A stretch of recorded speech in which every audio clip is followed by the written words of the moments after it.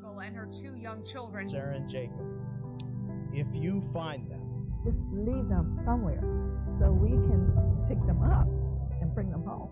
Montgomery County Police say they believe Catherine Hoggle knows where her 2 children are, but is refusing to tell anybody. We know she's probably not been on medication for 2 weeks. There's a mental illness involved, and there's always hope. It's more than a week now since Sarah and Jacob went missing, and police have combed thousands of acres of public land. Message for my children would be, if you're seeing it, Daddy's coming to get you, and we're going to bring you home.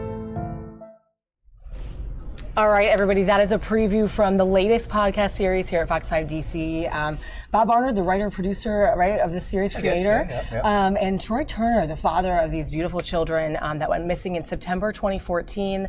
And we're here to talk to them about it and about the series and sort of where we're at now. Bob. Yeah, well, hey, Troy, thanks for coming in. No problem. Thanks for having me. Oh, absolutely. Yeah, just to let people know that this podcast series started with the DC Mansion murders, which has been, I think, 3 years as well. Just the anniversary was the other day, and it just generated a lot of interest. So we, basically said, is there another case out there that's obviously of interest, and to me, hasn't been solved, hasn't been closed? Right. And this is the case we thought of, and so it's something that's been in Troy's life for 3.5, almost going on 4 years, in terms of the fact that his 2 youngest children are missing.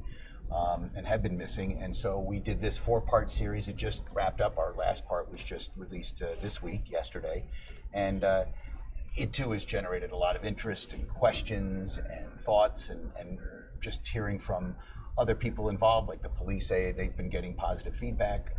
People have asked me, like, what are you hoping to get? I'm like, well, gosh, if it could lead to resolving this, right, whether you call it a mystery or the case or whatever, because a lot of people feel they know what happened, even if you don't know what happened specifically. Yeah, I mean, we definitely know who's responsible for whatever it is.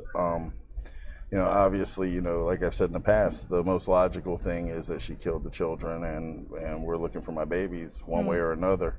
But to figure out where they are, exactly what she did, things like that, we're just looking for answers, and things like this help keep it out there. So I definitely appreciate you guys, and it generates ideas. So, maybe someone doesn't have the answer, but if they have something that leads to it, it helps. Obviously, and that's what we're clearly hoping for, is just something. And Catherine has basically said she gave the children to somebody. Members of her own family believe her that she gave them to someone. So if she gave them to someone, and after all this time, for some reason, those people still had no idea that these children were missing and not theirs to keep, that maybe by, again, getting this out, those connections would be made. It hasn't happened so far. Most people believe, even Troy in your heart, right, that they're not living. Right. Catherine, the mother of your children, has been charged with murder. But in case people don't know, and I'm sure most people tuning in will know, she is detained, but in a mental hospital. She's not legally, medically, I guess, combination of the two, not well enough mentally to go to trial, to assist in her defense, to answer these charges of murder. And so the case is kind of just in a stalemate, in a sense, that she can't go to trial. She's not saying what happened, where the kids are. You're still on, it's on the side of your car, the picture of these children, the missing children photos, and there they are. That's Sarah. That number's still valid, still something that people can call. That's right. If they know anything, right? Troy? I'm not even sure what number we used, honestly. But if it's you been just so call long, 911, Yeah, I mean, if you know something, call the police. You can call the National Center for Missing Exploited Children tip line as well. You can reach out to us through Facebook. But I mean, if you actually see something, or you remember maybe seeing someone who would have been around, then just call the police right away and get them out there to talk to them. Just call 911 anywhere you are. That clearly those authorities would know. They would say, oh, the missing children from the DC area that have been going on, so obviously. Can I ask, what kinds of reaction, feedback have you gotten in the last few weeks, since the last month or so, since the podcast has been out? We've gotten everything from people who believe they have ideas to mediums who want us to reach out to them, to I heard from them too. To people questioning, obviously, me and the circumstances of, well, how would you have 3 kids with her then? How did it go that far? I've even had people online actually suggest that I'm involved at some points, but there's all kind of feedback, and you're always going to get the whole spectrum. The fact of the matter is, I appreciate all of it, even the people who say negative things about me, because if you care about my kids, that's all I care about. It's not about me. Yeah, it's not about me. And of course, the police are right away going to look to the closest people around. All right, you're the father. Right. Where were you? What were you? Of course, you're going to. And clearly, if you didn't do anything and you have a clear conscience, ask away, folks. Right. Do what you Exactly. Let's eliminate me. Come to me first. Eliminate me, and let's then move on. But if some others who are, that's the actual conversation I had with the police. It's like, obviously I'm the father. Let's get past me. Ask me any questions you need to, so we can find out what the hell's going on. Yeah. I can see you guys have some comments. If you have any questions, bring them into the comments there on Facebook. You can see we posted the link to the Facebook group Missing Pieces, which outlines the podcast. It talks about it. It kind of continues the conversation. So if you have thoughts or you're following it, please do join that group. And we're going to continue to. We can chat with Bob. Bob does some live hits on that sometimes. Facebook Live. Yeah, but it's mainly with me yapping. I'm right. You're the Troy's true. Here. Right. He's the main. You're the main thing. I heard from the same medium. I don't mention names or anything, but someone just recently said, "Hey, my wife's a medium, and she's spoken to Sarah, and she's gone to a lake. I mean, what are we talking? Great Seneca Lake or whatever." And I know, so there are people who, believe them or not, crazy or not, are coming forward, and who knows? And I guess you have to have an open mind, and that's what I replied back to the husband. Like, I'll talk to her. If there's some people believe in that stuff, I'm a little skeptical, but if there are people who have these incredible powers who maybe know something, as far-fetched as that might sound, bring it on. Right. I mean, like I said, we're open to anything. I mean, nothing else has gotten us where we want to go yet. So, any ideas, anything like that. And as far as a lake or something like that goes, I mean, my private investigator, Jared, I don't normally put people's names out there, but he's been on TV. People know who he is now. He had a drone made to search underwater, because that's the one thing that was never really searched were the water areas, and so. And has he done that? He has. I'm not sure how far we are in the process. Actually, him and I will be talking again, possibly this evening.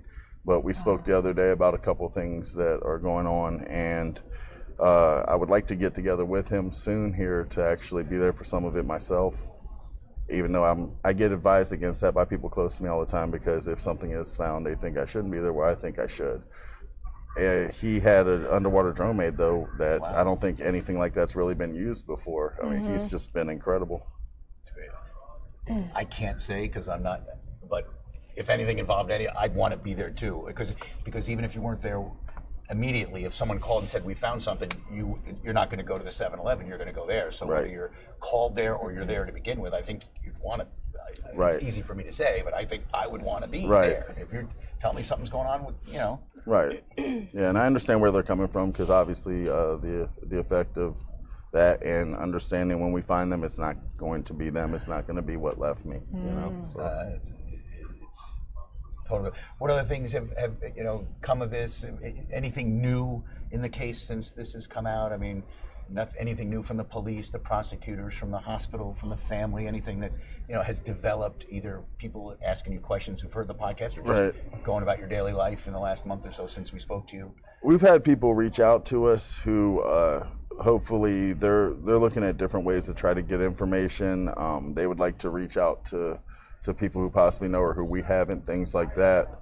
So, we basically give permission to anyone who can do something that's going to bring this forward, because it's been, like you said, it's been over 3.5 years. It'll be 4 years in September, and we're the same place we were 3 years ago. Wow. That's pretty amazing that it's been that long. Yeah. Oh, yeah. Do you want to play one of the things what we did was, folks, so this is a podcast, my first time ever. I love podcasts, love listening to them, all kinds of podcasts, whether it's sports or, pop culture, true crimes, what have you. So this is my first go at it. So all of the interviewing we did, it's for listening, but we did do some of our interviewing on camera because the audio quality is better than interviewing someone with your iPhone. Right. So even though it's a podcast, a lot of the interviews, except for we interviewed for this most recent episode, a criminal psychologist who had worked at Perkins. He's down in Georgia. That was a phone interview, but we've recorded some of those. And for each of the different episodes that's come out, we've put together like a minute video clip. I actually just listened to that last night, that part of it. The criminal psychologist. Yeah, I found a lot of that interesting, actually. One of the things was, he said it would be difficult to fool a system where it's 24/7.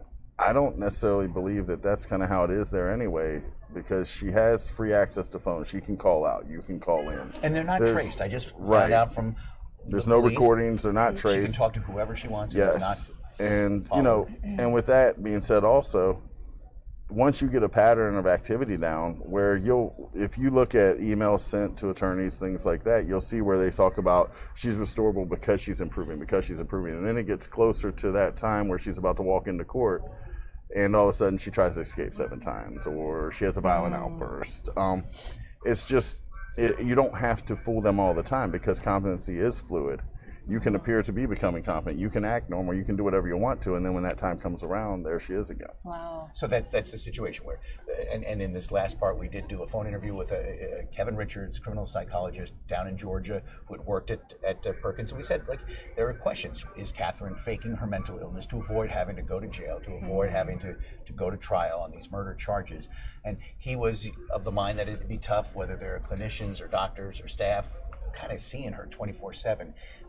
It'd be tough to fake it, to be, actually fine but faking it all the time. Right. Although I had a conversation with someone just last night who had heard the episode and was like, yeah, but if, let's say, and she's not been convicted, but if she did something to her kids, she's maintained for 3.5 years silence about where they are.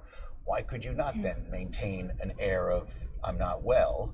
If you've been able to keep that secret for long, why couldn't you behave a certain way and maintain that 24/7? Maybe some experts believe that would be very difficult, but this layperson and I were talking, we're like, yeah, maybe not. If she did do something horrible to the kids, and it's believed she was the last person to be with Sarah and Jacob. So whether she gave them to someone or killed them, most people believe she would know because she was there, and yet hasn't definitively either taken the authorities or Troy or anyone, her family, her parents, whatever, to the children, or told somebody where you can find the children or to their remains. So she's kept that up for 3.5 years. Why couldn't she keep up the malingering or whatever they call the faking of the mental illness? So, well, should we show that preview of the latest episode? So my point was that we did interview different people on camera for the podcast just to have the better audio quality. And for each episode, we put together like a minute little video clip just to kind of, for Facebook mainly, to show people what we're doing, what's coming up next, and here it is. So if we have one of these that just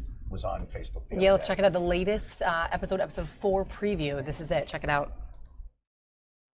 Montgomery County Police say they wish their ability to speak freely with Catherine was not so confusing. We had wished that there wasn't that court ruling preventing us from talking to her.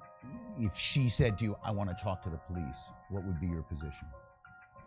Well, I can't talk about it in terms of Catherine. What I can tell you is when a client is competent and they make a strategic decision about how they want to handle the case, we do our best to forward those interests.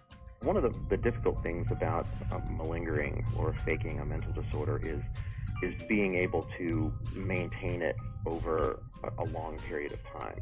So whereas sometimes folks can malinger or feign symptoms of a severe mental disorder in sort of an evaluation context, where they're just meeting with a doctor who's evaluating them.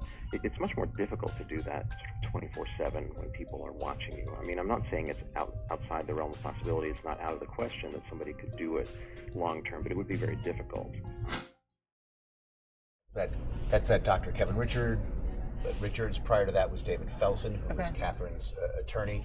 And the first person we heard was Captain Darren Frank, who had been head of major crimes for Montgomery County Police. We've just been in touch, and I think he's just been promoted to head of one of their districts. He's now commander of District 1, so he's no longer in charge of the major criminal investigations, but was, when we interviewed him. And yeah, there had been a court order. It was part of the podcast, word came to the police that Catherine wanted to talk, so they went on over there, and then they were stopped, and the attorneys in the court got involved and said, no, you can't do that. Even if she says she wants to. They want to make sure she's of the right mind before you follow up on what she's saying she's ready to do, I guess. Is that right? And how frustrating is all that, the legal part of it, when these two beautiful children are at stake and your life is at stake, your happiness. Yeah, it's all incredibly frustrating. I mean, when we're at home, this obviously consumes our lives, and we go through and we look at things, and then we go back and say, well, what happened here? How can we change this next time? And it comes down to where you start doing ideas, and it's almost like trying to do a TV show that The Simpsons never did anything on. It's just everything is, we did that, and this is what happened. We did that. I'll call Matt, my attorney, and I'll say, well, what about if we try this way? And he'll go back to the file back. Remember, we did this. Here's what happened. This is where it led to. And it just it's been so long that some of this stuff's happened and you kind of forget. That's why I constantly just go, hey, look, any ideas, any questions, anything that sparks an idea, we're open to it, because there's just, I don't know what else to do, but we're not going to be stagnant. We have to keep going. Sure. So, a couple things that my phone keeps binging. I want to just turn it off unless it's something important. Oh no, it's not. One of the things that people had asked was, and I've kind of gotten these questions answered. Did Catherine have a cell phone with her when she was last seen with the children? And the answer is apparently yes. And they with Jacob, yes. At least with the Sarah, Sunday no. night, Right. With Sarah, she left it there, right? She left her phone there, but she did have it. And were they able to trace where she is going? The police aren't saying what data they've collected, but that they've apparently been able to collect some data from her cell phone when she initially had it. Someone else in a previous Facebook Live I had done asked, was there evidence of anyone else in the car, in the van with her at the time this was going on? Right. And according to the police, no. Really? Apparently there wasn't evidence that, there was another relative or a stranger. Was there DNA evidence that, this other person was in your car with her, how they could identify that DNA or fingerprint or whatever was left at the time the children went missing, but apparently that none of that. Right. Right. According. I know we have some people who are joining us here and there. Well, a couple. Just one. Jared. I know Jared Williams. If you're still on, you were asking what did actually happen. I know Troy, you mentioned this earlier, but for the people that are just joining us, what can we conclude? Can we say that we think happened? Ultimately, Catherine killed my children. That's what everything leads to.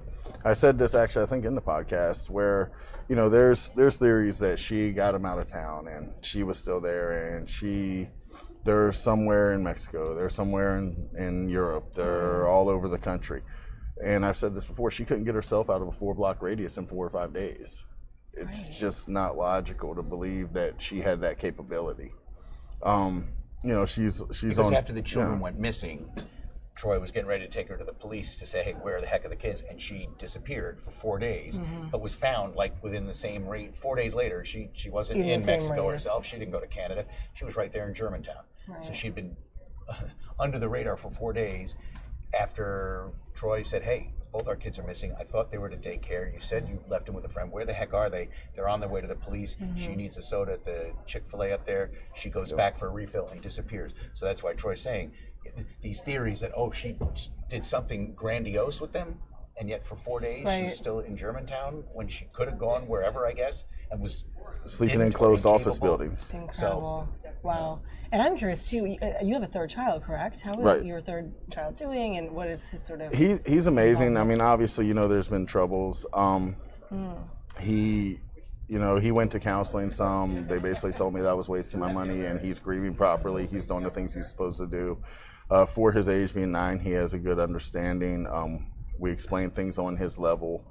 The person at home with him who has taken him on to help me raise him and everything, she does amazing things with him. There's been a lot of progress. I myself, I screwed up initially when this happened. I felt so guilty for him losing what he lost that I almost just did whatever he wanted for about 1.5 years and spoiled the heck out of him. So we're backtracking now and fixing all that, but he's doing great overall, though. Yeah. And one of the things that I think didn't surprise people, but they found new or something that they hadn't thought about previously was, and it came out in part 1 of the podcast, was that Troy believes that Catherine, who he believes and the courts believe, or at least the prosecutors in Montgomery County, Maryland believe, is responsible for the disappearance of her 2 younger children, Sarah and Jacob, that she really was, her plan was to take away and do something with the oldest of the 3 children, whose name we're not mentioning, we're keeping his name private, but and so in that first podcast, when Troy explains calling Catherine's mother to come pick up this child who had just gotten off the bus from one of the first days of kindergarten to come take that child, and that's there's the they children are, right there, to take the older child who was 5 then, and I'm dealing with Catherine, we're trying to find the 2 younger kids, Sarah and Jacob, take our older child and do the same grandma, just get him out of here. Catherine freaked out and started hitting the car and screaming, according to Troy, which makes you believe, oh, she wasn't done yet. If you believe she's responsible for the disappearance, perhaps the deaths of the 2 younger children, maybe she planned on all 3. And you talk to John McCarthy, who's the state's attorney for Montgomery County, chief prosecutor, who's concerned about this loophole in the law that Troy, this winter, tried to help close, which would allow someone who, even if you're charged with a felony, but you're mentally not well enough to go to trial, if they can't restore you to competency in a 5-year period from the time you're charged or indicted, you must be set free. John McCarthy talked about the concern for that clock ticking is the son would then be 14, and so you would release this person who you believe is responsible for killing 2 of her kids, and there's a 3rd one still living who would be 14 at the time, and you're going to put her back out in society. What risk does that pose for that child? Right. So and there's a lot of stuff. And at 14, even if he was physically grown, like I was big for 14 or whatever, you're not mentally prepared to defend yourself against your biological mother. It's just he has no chance with that. It's, I guess what we have to do is kind of get together with people, come together on what didn't pass about it, and then we'll be right back in front of them again. But we're going to keep pushing this thing until it goes through. It's not just, for my son or my kids. It's for anyone who's in danger going forward who can't defend themselves as far as being a minor goes. So Troy went to Annapolis to the General Assembly to try to close this loophole, which is 3 years if you're charged with a misdemeanor, but you're not competent to answer those charges in court. After a 3-year period, you must be released. The felony is 5-year period. Catherine was indicted in November, so starting in November 2017, there's a 5-year clock. Wow. And if she, for whatever reason, is never restored to competency, according to the law as it stands now, maybe Troy will help change that. In the meantime, the courts would be compelled to say, look, we can't just let you sit here forever, even though you're charged with terrible crimes.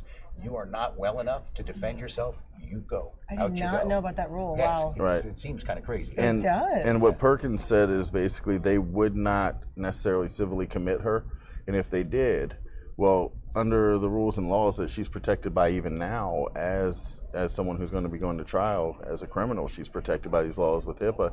They're not going to let me know if she gets out, if she's civilly committed. They wouldn't let the state's attorney's office know. They don't have to.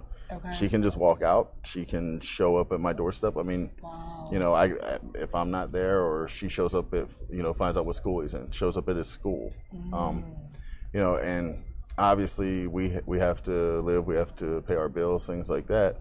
We can't just stop working to go to school and sit in there. I mean, I would do that rather than pay bills to keep him safe, obviously, but it's not realistic. And we're not, and I want people to understand this too, we're not advocating warehousing people who are mentally ill and just keeping them locked up. What we're advocating is keeping people safe until they can defend themselves. So once the child reaches age of majority, if there still is no competency, then they would be released. Which is fine. But look at it by like a case-by-case basis. Right. In this case, where there are perhaps vulnerable people involved, right, extend the window. Amazing. Wow. But no, and how did that go when you were there in Annapolis? Was there some sympathy? But it seemed like the people who I spoke to seemed to be very receptive of what we were saying. I'm not sure where it got dropped, if it didn't make it out of committee or what it was, but there were definitely people there who were receptive. There was a lady there who was representing, I guess, public defenders in Maryland, and very nice lady, doing her job. And what she felt was just that it was backtracking to kind of warehousing, and we need to find that middle ground to where we're not infringing on people's rights because they have mental illness, because if you're mentally ill, you need rights, you need protections, and no one wants to infringe on that. At the same time, if we're not protecting our children, then what the hell are we doing? So you got to find somewhere that middle ground where we can kind of do both. Mm-hmm. One of the things that I think, and especially after this most recent episode where the criminal psychologist was involved and we asked a bunch of questions, someone said, did we ever get to the heart of what Catherine's, not just her state of mind, but what was going through her mind in the sense that, was there any, have you come up with any reason why, if she did either want to put the kids somewhere where she thought they would be safe or did do them harm, what was going on? Was she trying to protect them? Was the devil talking to her? What do you know, having been in her life and around her at the time, what was going on in her mind that would have led her to do whatever it is she... At this point, there was no signs of anything like, like her hearing voices, someone telling her to do things. There was none of that. Once again, when this happened, I mean, we were at probably the highest state of progression we had been at since 2013 when she was committed. In her mental health. Right. She was engaged with the kids. Everything was going well that day. Like I've said before, it was the best day that we had had in a very long time. And it had been kind of building to that, to where at that point, for the past month or two at that point, things had been going pretty well overall. That was, I guess, probably right around that month or two mark. As she started coming around more, her family decided, at that point, hey, just, bring the kids over to us. We'll be there with them. To her parents. Right, so that now she's not alone with them. It was, I don't know, there's no signs of anything like that, any kind of like psychological break. Or was there any, with this psychologist who talked about, he brought up this case in Aiken, South Carolina from many years ago where this woman drowned her 2 kids because she was in love with someone who didn't want kids. So I'll get rid of my kids and then I can go off with this guy. Catherine was not mad at you for anything, jealous about you? Like, no, I mean, get back at Troy by doing something bad to the kids? No, and obviously she, it wasn't necessarily my place to do it, but I assume she never spoke to her mom about it.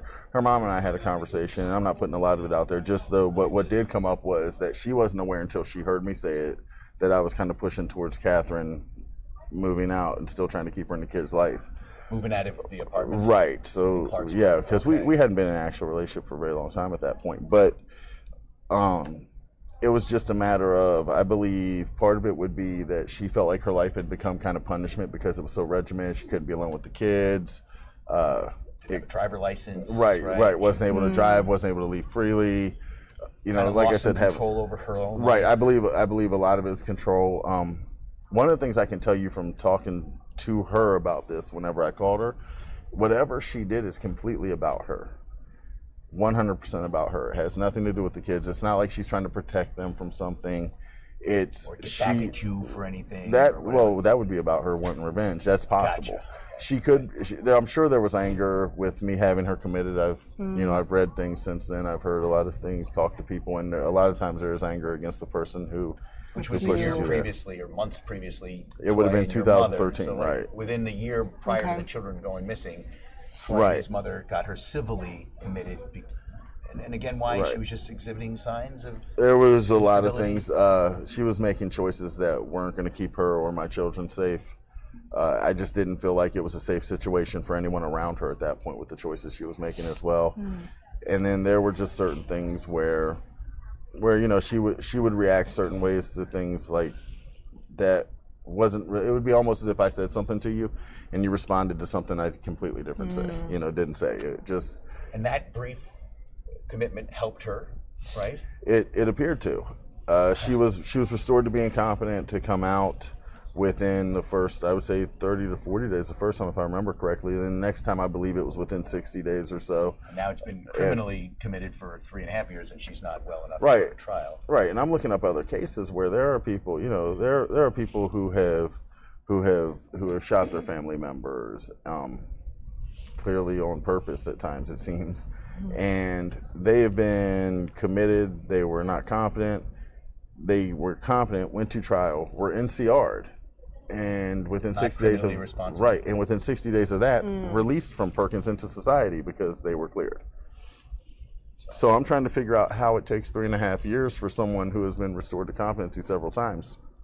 So it's either it's either she's playing the system, which is what I truly believe because of speaking with her and her borderline admitting it to me by telling me that she's been, advised by Felsen to stay incompetent, by repeating back to me and telling me the entire system whenever I was trying to explain to her that if she brought the kids home, she would walk when she had only been there a year at that point. That was only charged with misdemeanors at right. that point. I mean, she backtracked through the whole system. She said no. She said, well, because I said to her, parental abduction is 60 days time served. You've already been there a year.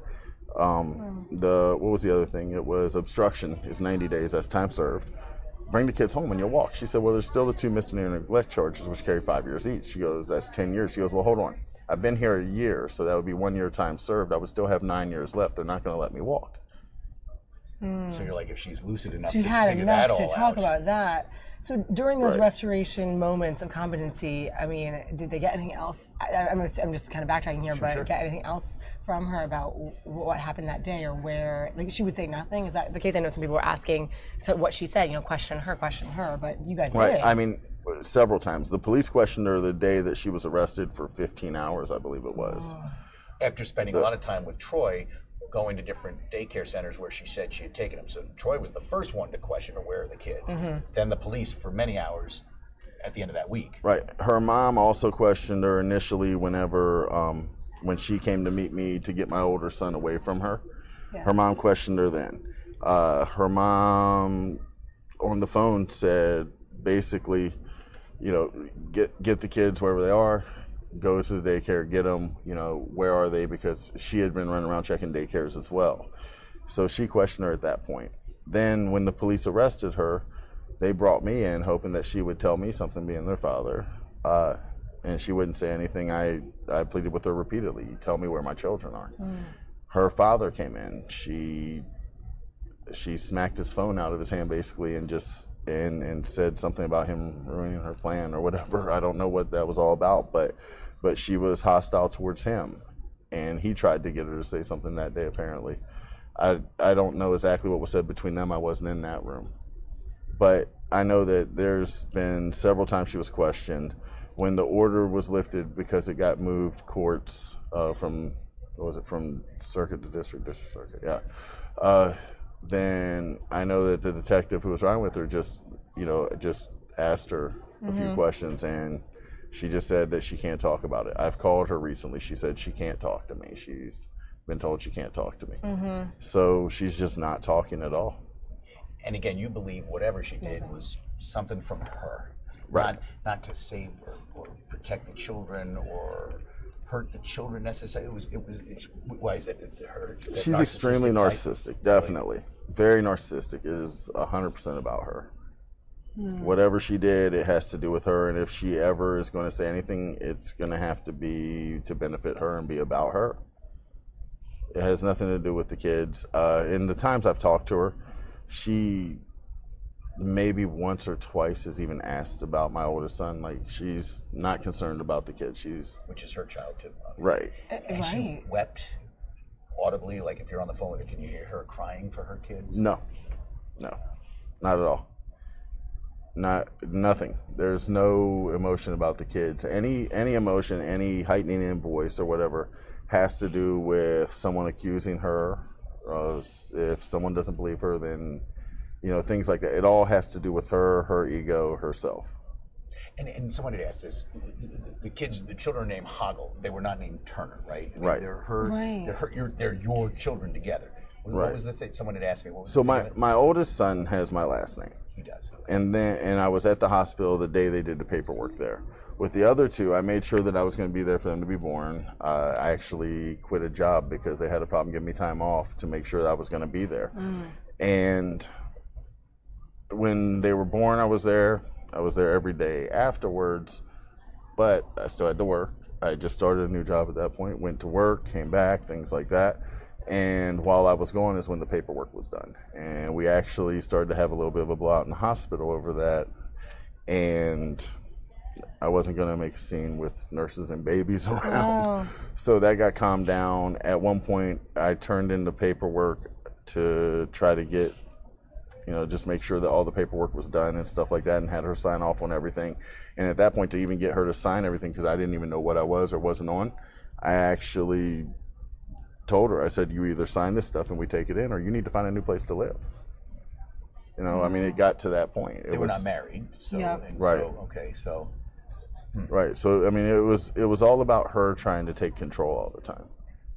Which someone suffering from mental illness often feels like they don't have control, and when they don't take their meds, they get worse. But then when they do take their meds, they might get better. But then there are side effects that they feel like they're out of control. It's an unfortunate thing. So, but the naming it was more of like a paperwork thing. I mean, so your oldest child has your last name, Sarah and Jacob, which at Hoggles. I have actually not even considered. I'm going to wind up changing their last names to Turner, actually. Really?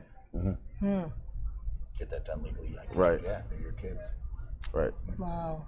Any other questions from? Yeah, I'm sort of gleaning through a lot of people expressing, of course, their sympathy and their thoughts and what they think, and they're going to be following this. And again, this is a 4-episode podcast right now, a variety of interviews that Bob, you were able to get done. And they're available. You can go to iTunes, Audio Boom, Google Play. If you search Missing Pieces, there are a lot of things called Missing Pieces out there. But if you do Missing Pieces, Fox 5 DC, and then especially what happened to Sarah and Jacob Hoggles, you'll see it there. It doesn't cost a dime. You just download it. You can, or go to our website, fox5dc.com. We can link you there. Yeah, and Troy, you speak on that a lot, right? Oh, yeah. You're a big part of it. He's mainly part one, and then we continue Okay. that conversation over the different parts. So it's 4 parts. There may be more. We may end up putting another. Going to WABC area, it's over New Jersey, where a school bus crashed into a dumpster. Quick note. So we may. The news goes on.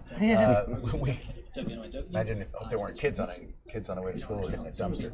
But if there's enough interest or whatever questions that we haven't answered in the first 4 parts, we may just do an extra subsequent episode, even if it's 20 minutes long, just to answer some of the questions, just so that it's all contained out there.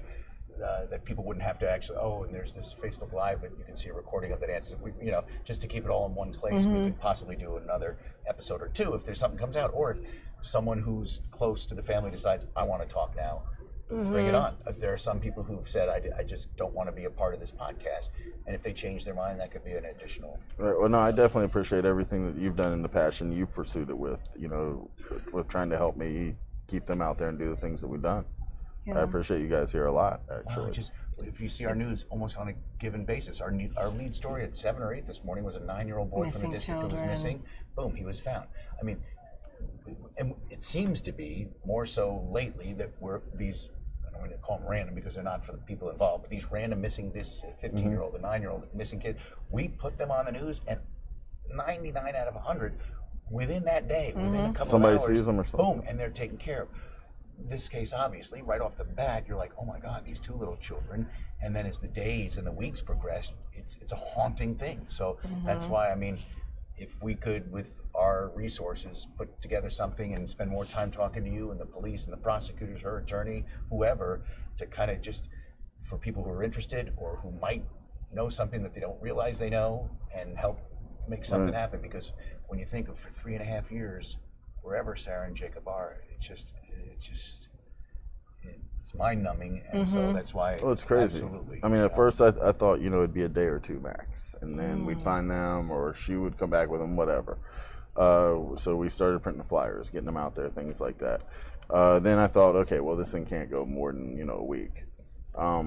So that Friday we find her, and we always thought, find her, find the kids. Kids aren't there. Okay, so somebody's holding on to them. We'll keep getting them out there, and within the next couple of days, someone is going to show up with them, drop them off. Maybe they don't show up and show their face, and that's why, for 2.5 years, I left my apartment door unlocked 24/7 in case someone brought them there, Wow. And then it became, well, it can't go past a month or 2. Someone's going to show up with,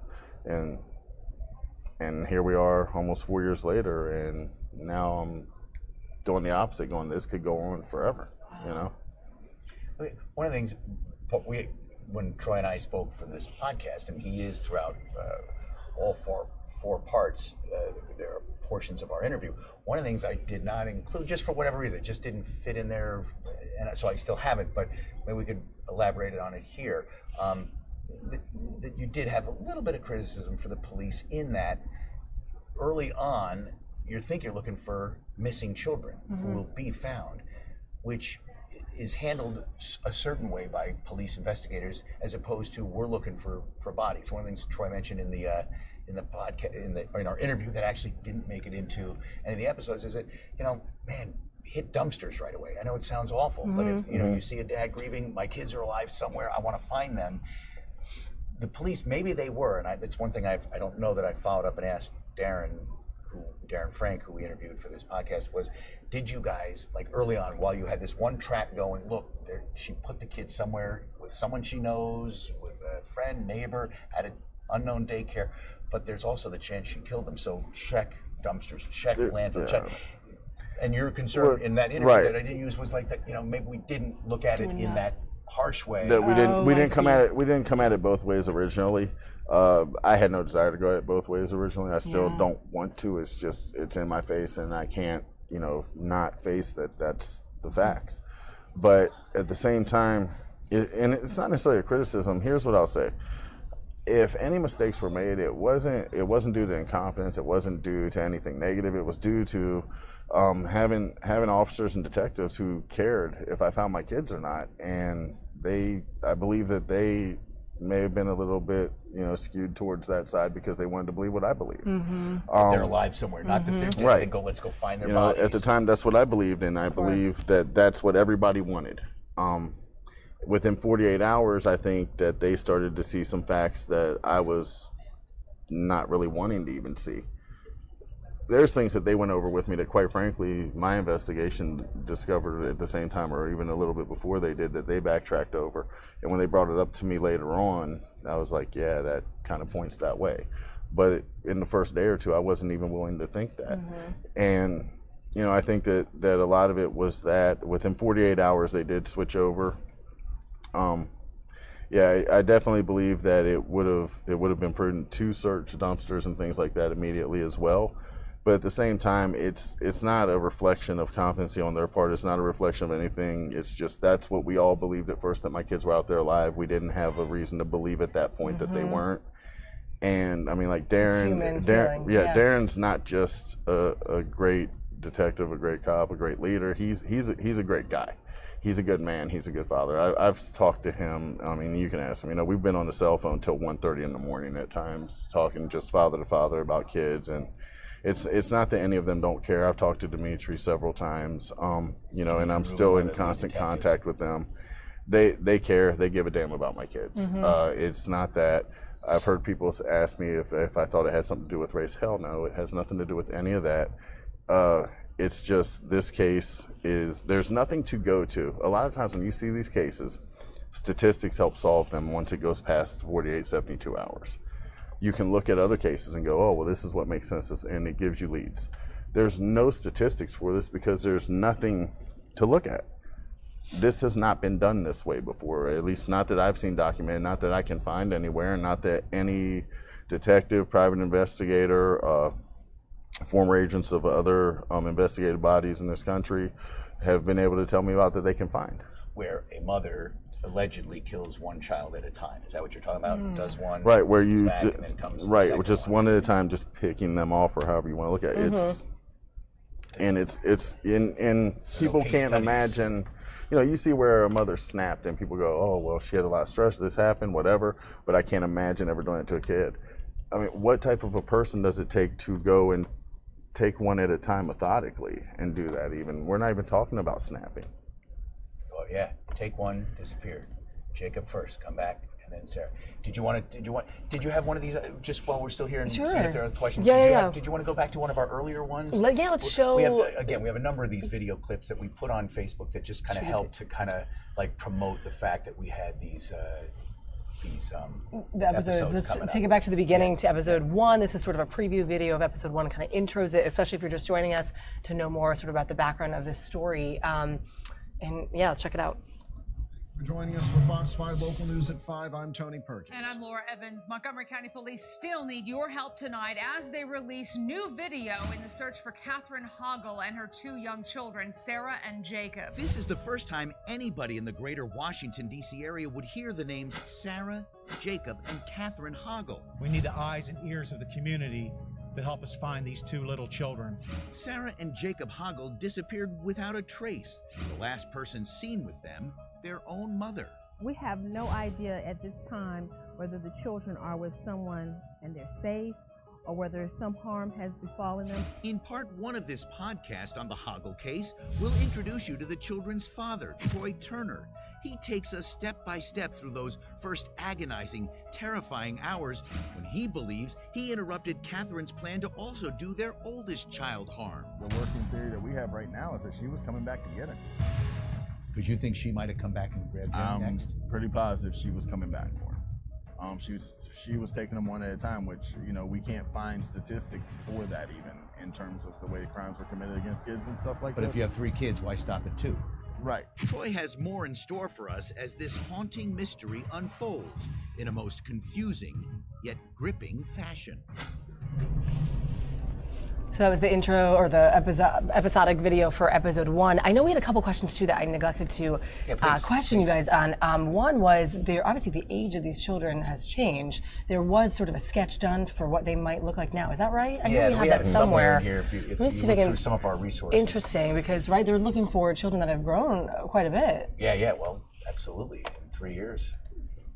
See if I can look through it. I know it's in one of them. But and then another question too apparently from Allison: how can they release her, Catherine Hoggle, if she's incompetent to defend herself at trial? How would she be competent to function in society without other issues? I guess we kind of touched on that. Well, it's 2 separate things. Competency is not a medical diagnosis; it's actually legal terminology, which states if she can help in her defense and things like that.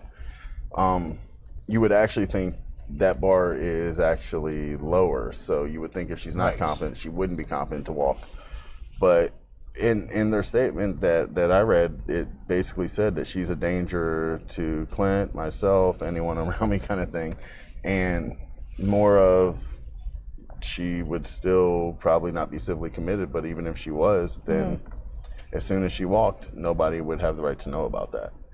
So but that is an interesting point, that if she's not well enough to aid in her defense, but the statute of limitations or whatever arises, well, we're bound to let her go, even if she's not well enough to go to court, to walk out into society and do whatever. And if you have, and it's not even deeming someone as a dangerous individual, possibly, they're deeming you a danger to a specific person who is 9 years old. How would they not, it just seems to me that they would be liable for not letting someone know that she was out. You have registries for people who are sex offenders and who molest children and stuff to protect people whenever, and this isn't even specific, this is generalized. We put it out there because you need to know if they're around you.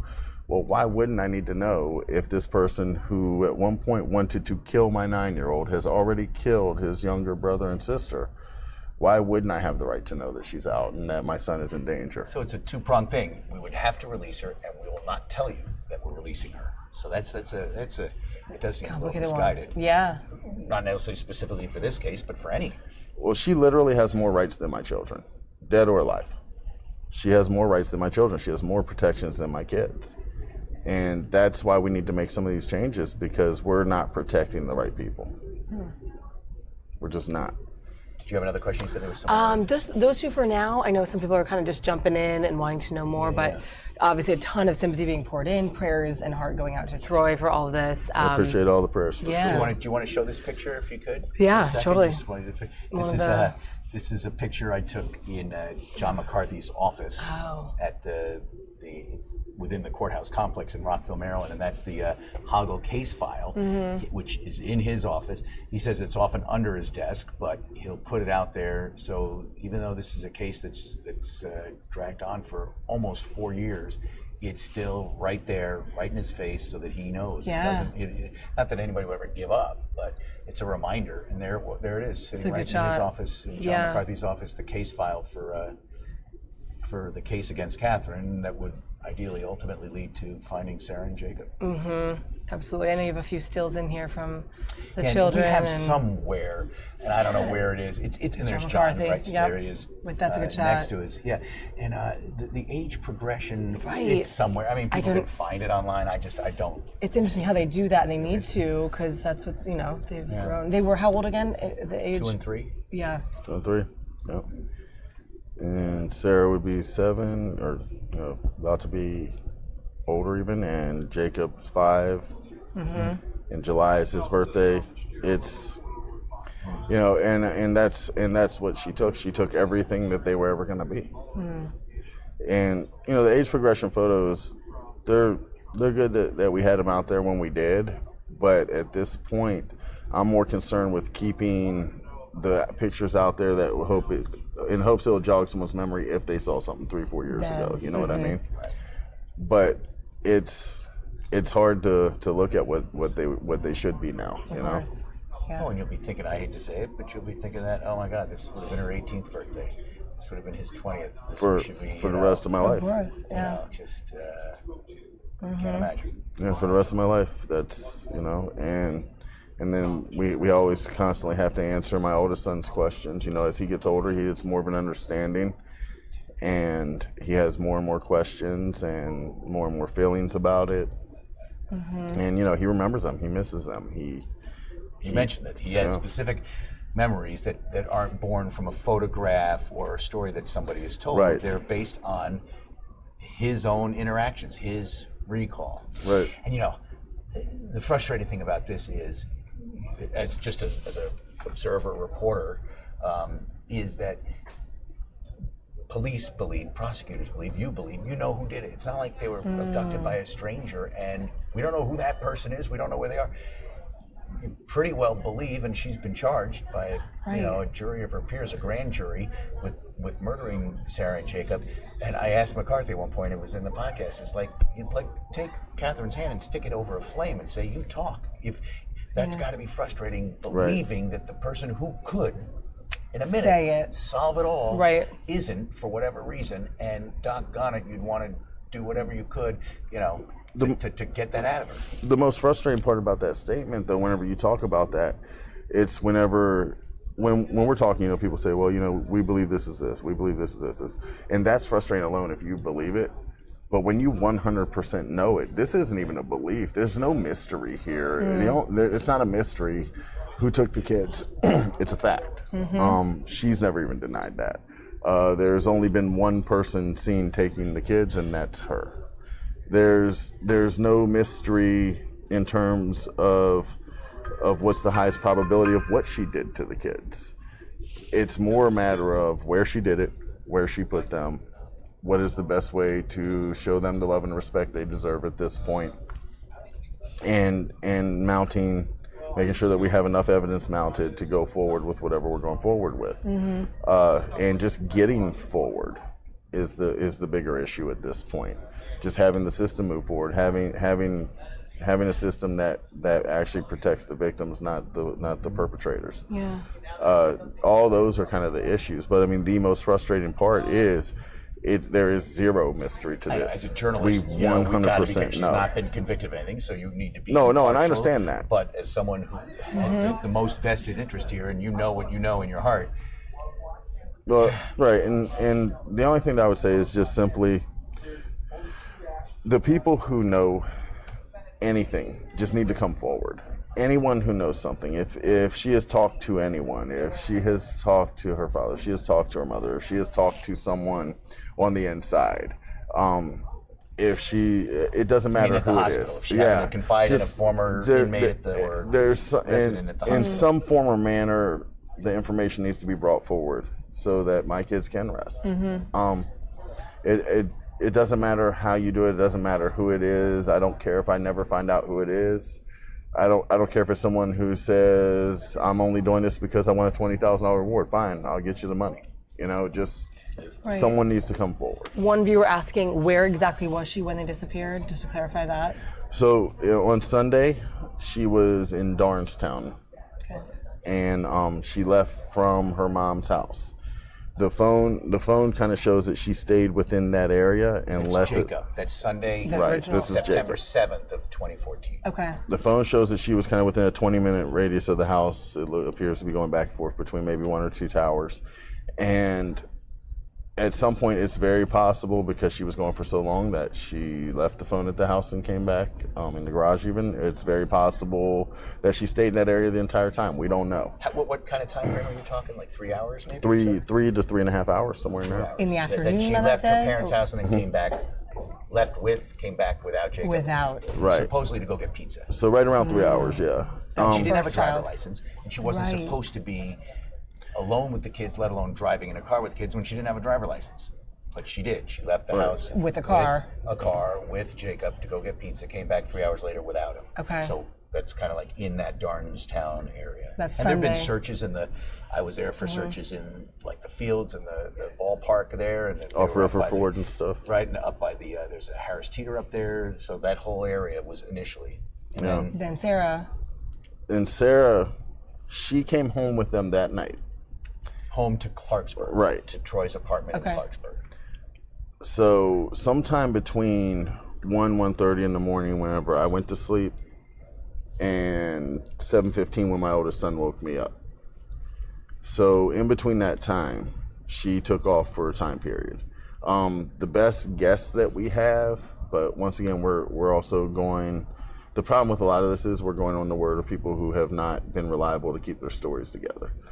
But the best time frame that we can come up with is somewhere around between 5 or 6 in the morning leaving and then coming back around 8:30, which that part I know for sure because when she came back, that's where I was. Coming back to your Clarksburg apartment Right. And without at that Sarah. point, Troy had no idea that Jacob wasn't home. Troy was working Sunday night, came home. Nobody told him, hey, and the story that Catherine told her parents at the time was, I dropped him off for a sleepover at a friend's house. At 2. At 2 age years 2. old, yeah. At 2 years old, he went over to a 5-year-old friend's house for a sleepover at 2. So she comes back from the pizza run 3 hours later without Jacob, but told her family he's at a sleepover. Which all this never got back to Troy. So when Troy gets home from work that Sunday night late, early Monday morning, he thinks both kids are asleep in their apartment. It's believed that Sarah was in there asleep and then disappeared the following, sometime in those following hours, but that Jacob was not there. He had been missing since the night before when he was supposedly taken to a sleepover, but who knows?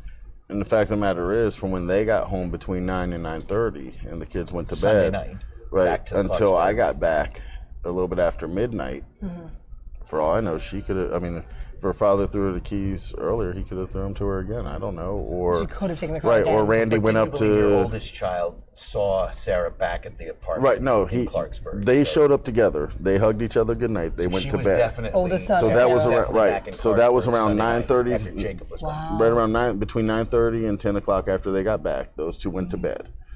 From that point until I got home, for all I know, she could have took off again. He could have threw her the keys, or Randy could have went upstairs to do his work or whatever, and Randy's she could have took Catherine's his father. keys. Who was so- staying at the apartment to kind of help be there because Catherine wasn't supposed to be alone with the kids. So Randy, her father, would stay at Troy's place with Catherine and the kids just as kind of like an extra set of eyes there. Now, for that second time, was there any cell phone data concluded about her whereabouts? Didn't have a phone with her She left it during those hours. She did Right. on Sunday afternoon, right? In the morning, she left her phone at my apartment. When I went to call it, I heard it vibrating on the end table. So she didn't take it with her. And just for people watching here, this whole timeline story is in part 1. Yep. We went through this very methodically, this fact, scenario here. So people watching now and wondering why aren't you getting into all these details? Not that I'm trying to promote you to listen to the podcast, but we're not being ignorant here. In part 1, this whole story and timeline is laid out. Right. But for those who haven't listened and are wondering, this is kind of how they went missing September 7th, Sunday into Monday, September 8th, 2014. Darnestown, Clarksburg, all part of Montgomery County, Maryland, just north of Washington, D.C. And where she disappeared and was found was right there in Germantown around Town Center, right down by the Pinnacle Apartments on Crystal Rock, I believe that one is, was where she was arrested. And she disappeared from the Chick-fil-A right there, directly across the street from where she was arrested. She disappeared Monday, is found on a Friday. And 4 days later, it's just right across the street. She's on video in an office building over by where, I don't know how long you've been there, where Fairchild used to be over there in Germantown. They turned those into like all the offices and stuff. I didn't know what Fairchild was. It was a huge company, and they had their own golf course stuff. I remember because in like 7th, 8th grade, we used to go steal the golf carts and drive around. But now, during that part of the week, Catherine did not have a car. She did, when the children went missing, had access to a car. So there's a chance she could have gone further, but when she had no means other than to hop on a bus or take a train, she stayed right there. She was, and you had sightings different places. When we showed up in Gaithersburg and other places, there was never anything that was verified. Everything that's verified was essentially, like I said, within almost a 4-block radius. There's video of her sleeping in the office building over there. There's, it's like, I believe, like 0.2 miles away. There's some sightings around the Hamptons, the apartments there, or it's the Hamptons now, right? They changed the name from the Colony. Yeah, the Hamptons, but and the 7-Eleven there. Supposedly she was asking for money out front of it one day. So let's assume that some of these sightings are true, even 7-Eleven or something like that. Well, if she's out there asking for money, she doesn't have the money to get herself out of town. She does not have the money to move kids. She doesn't have the resources to get a ride somewhere. She doesn't have the resources to move children. There's just nothing that makes sense about the kids being in some other state, in some other country, and quite frankly, in Rockville compared to Germantown at this point, it doesn't make sense. So it's everything that happened, any sighting that happened. Whenever she was found, she had a purse full and hands full of flyers that we had put up of her and the kids trying to take them down from the Pinnacle Apartments. Oh, she was trying to take them down. Yeah, and the reason, why would you take them down if you're not even going to be there? She's taking them down because she has no way of getting out of this area. She doesn't want people to know who she is. She cut her hair because she's cutting her hair to disappear. She's cutting her hair because she's stuck where she is. She wants to look different than the picture of her in the poster. Here's a question. Knowing Catherine as well as anybody, besides maybe her parents and her frame of mind then and now, can you believe, and I know you believe she's responsible, I got to be careful how I say it, but that she was capable of doing something with the kids that 3.5 years later, we still haven't found them? Like knowing her mind and what she was capable of doing or not doing, to have successfully, in whatever fashion it's been, hidden these kids to the point where 3.5 years later we still don't know. Well, here's what I realized looking back, especially, is you never think someone, especially a mother or something like that, because when I think of my mom, nobody's perfect or whatever. Everybody thinks, right? She was close, right? Everybody thinks that their family's crazy or whatever. We have our issues, we have our fights, whatever. But at the core of it, when I think of my mom, I think of someone who loves me unconditionally. I think of someone who raised me by herself, who has sacrificed the majority of her life for me. That's what I think of initially. When you think of your mom, you may have similar things or whatever, but a lot of times when you think of a mom, if you think of the word mom, you think of unconditional love immediately. When you hear about not even a mom who does something like this, when you hear about a mom who is abusive over kids, neglectful over kids, it is almost appalling. And it's sad because we don't look at fathers the same way, like these absentee fathers and stuff like that. They're not looked at the same way. They're just looked at, oh, well, the dad just left. At least he's paying child support. Well, we'll be there for your kids. Don't just put your money there. And I'll be honest with you, that's been one of my biggest things, is finding a balance with all this going on and still trying to be there. And at times, thank God I have who I have at home, because she will straighten my ass out. She'll tell me, hey, you're not being present. You need to find that balance again. Without her, I mean, before her, it was spinning out of control. Without her, it would probably re-spin out of control over and over again. So I'm grateful to her for that. But there's nothing inside of me that says I don't want to be there for my kids. I don't want to be a father. When you think about that, and you think about your parents, you think about a mother, you think about a father, you don't think about these horrendous things. So even being in, and when you're inside of a situation, a lot of times it's harder to see things from the inside than outside. And with us, especially because there was that progression I talked about before, people will say things like, well, how could you have had 3 kids with her? Well, in the beginning, it didn't appear to be anything wrong. What I know of pregnant women is at times they get moody through hormones and things like that. And at first, that's all it felt like it was. By the time it hit a point where I go, oh my God, what the hell is going on here? We had 3 kids. There was a progression. And that's not an excuse, that's not anything, it's just what it was. But even then, at no point do you think, when you say the word mother, this is within what's going to happen. This is within them to do to their own children. You can show me a serial killer in prison who's a mom, and I still in my mind would not picture her killing her own children. It's just not something you think of. So to wrap your head around how she could have successfully done what she did. Not just successfully, but just how she could do that, period, to your own children. Like, I can't imagine doing anything to purposely hurt my children, much less kill or bury or hide or any of that. I don't know anyone other than apparently her who could. It's not, and I look back and I go, man, maybe I should have known this, I should have known that. But it's still, even 3.5 years into it, it's hard for me to really grasp that somebody's mother would do this to them, much less the mother of my children, and take my kids from me. And you've touched on this, but one of our viewers was expressing the sentiment, like, we talked so much about Catherine and what she may have been feeling or is, but how is Troy doing? And you've kind of just explained that. I mean, I appreciate that, but I mean, it's, and this isn't like a martyrdom thing or anything. It's just, it's really not about me though. It's about Sarah, it's about Jacob, it's about my oldest son. You know, it's about those things.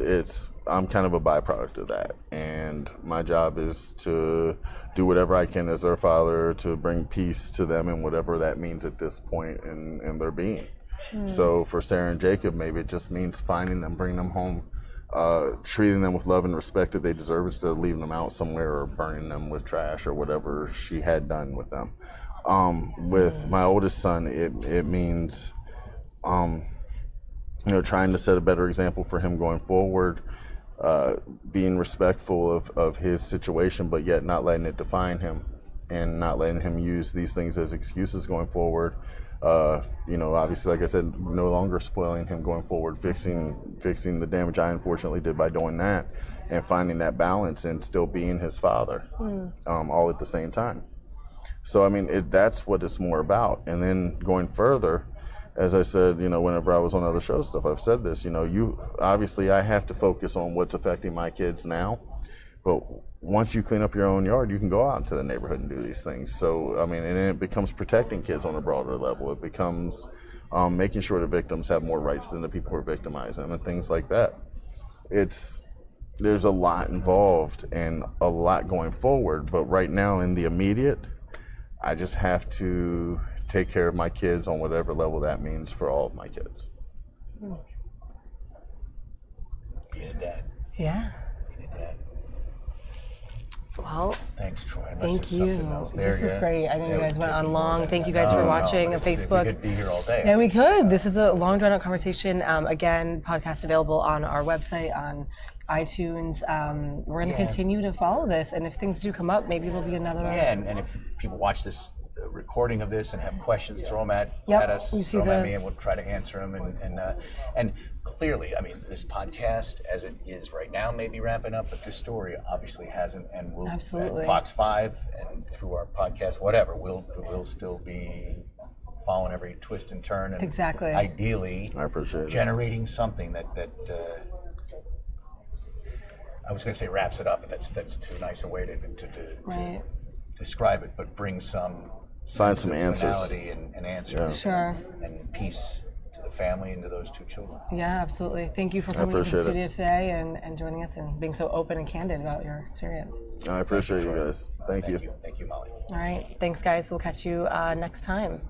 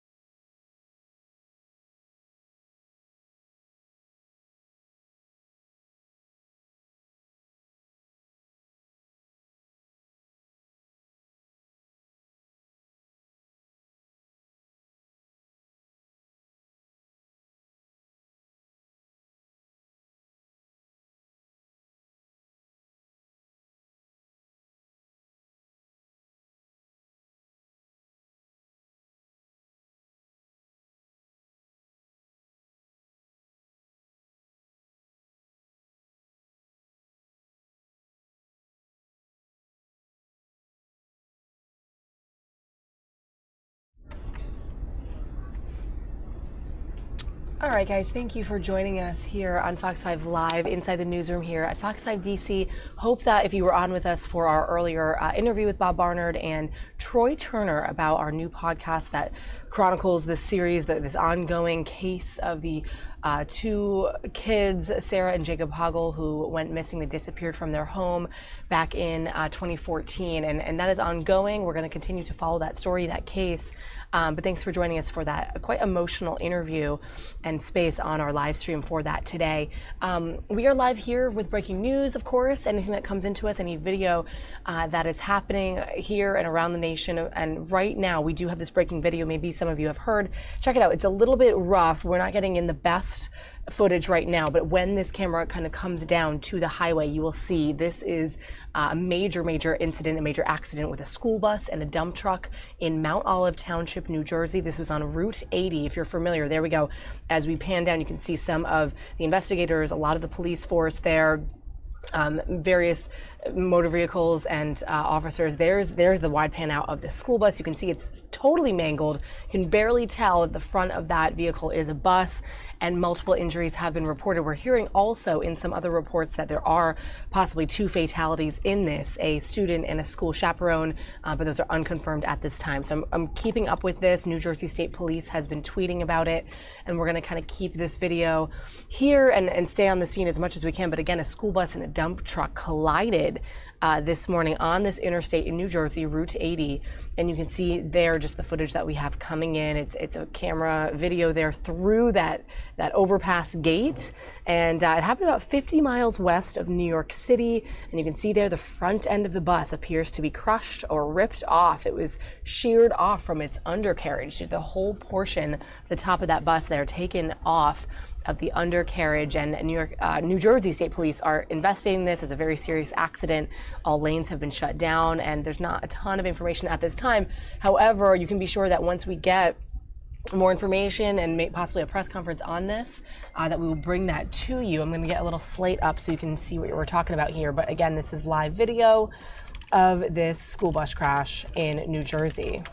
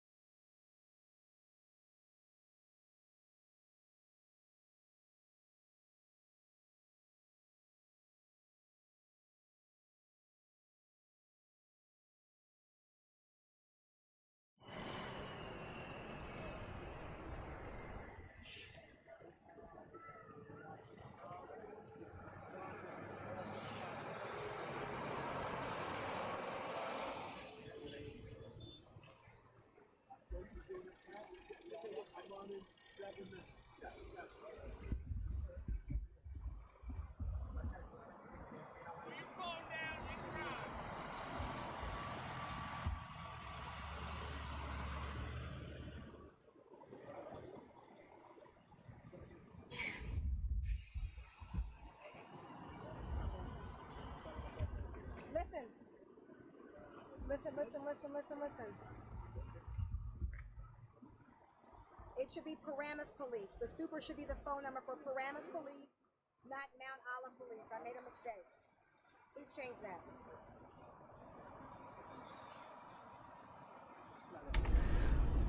All right, guys, the latest information we have on this crash is that this was the Paramus School District in New Jersey, and the school bus, again, apologize for sort of where the camera is going. We don't have control of this, but this is the live camera that we have right now. This is the Paramus School District in New Jersey, and apparently, according to reports, this was a 5th grade class on the way to Waterloo Village. It's a historic site about 5 miles from where this crash took place. Again, it was a school bus and a red dump truck. I'm going to see if I can effort some picture or some sort of photo of that dump truck for you, but it was a collision, so I believe that entails both vehicles moving at the time. It backed up traffic for miles. Everything is now shut down, and multiple first responders and police officers at the scene. But what we do know, again, about this scene is that it is in the Mount Olive Township of New Jersey. The Hackettstown Medical Center said that they have received 10 patients from the crash. Apparently, officials have said they will be updating the public shortly. The school district official from Paramus School District says its superintendent was preparing a statement. Right now we don't have a copy of that statement, but we're looking on social media for some more posts regarding this very much mangled bus and dump truck which have collided on an interstate in New Jersey. So when we have more information for you, we're going to bring that to you.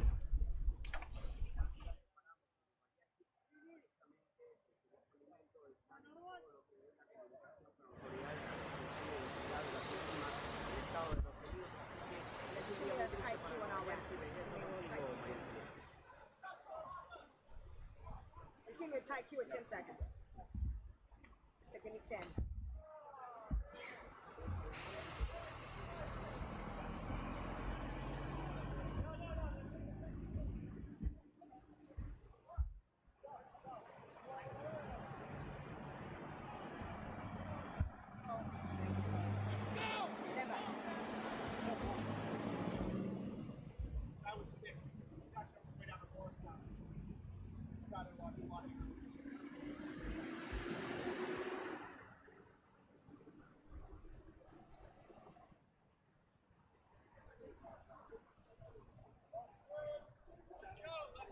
Diana, Dave, this was not just a school bus crash. The impact of that dump truck was so severe, as you can see.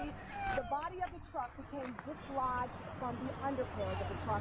There were about 40 to 45 students, fifth graders in fact, of Eastbrook Middle School in Paramus on the truck at the time. They were headed to Waterloo Village in Sussex County for a field trip this morning when it struck that dump truck around 10:30 this morning. Right now, the patients, those injured, are being taken to St. Joseph's Hospital, Hackettstown, and Morristown Medical Center. The New Jersey State Troopers are here on the scene investigating the cause of the crash. If you have a child who may have been on this bus or on the field trip at the time, Mount Olive Police are saying do not come here to the scene. Please call Paramus Police at 201-262-3400. Again, 201-262-3400. That is the number that parents need to call if they believe their child was on the school bus. Again, we're expecting a briefing from the New Jersey State Troopers this afternoon. We'll have that for you later on in our newscast, reporting live here in Mount Olive. Darla Miles, Channel 7, very somber scene. Channel 7, Eyewitness News.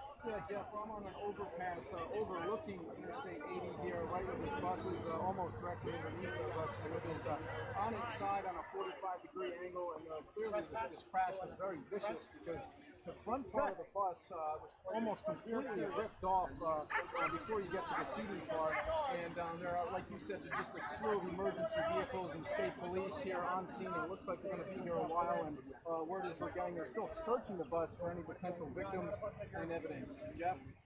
Are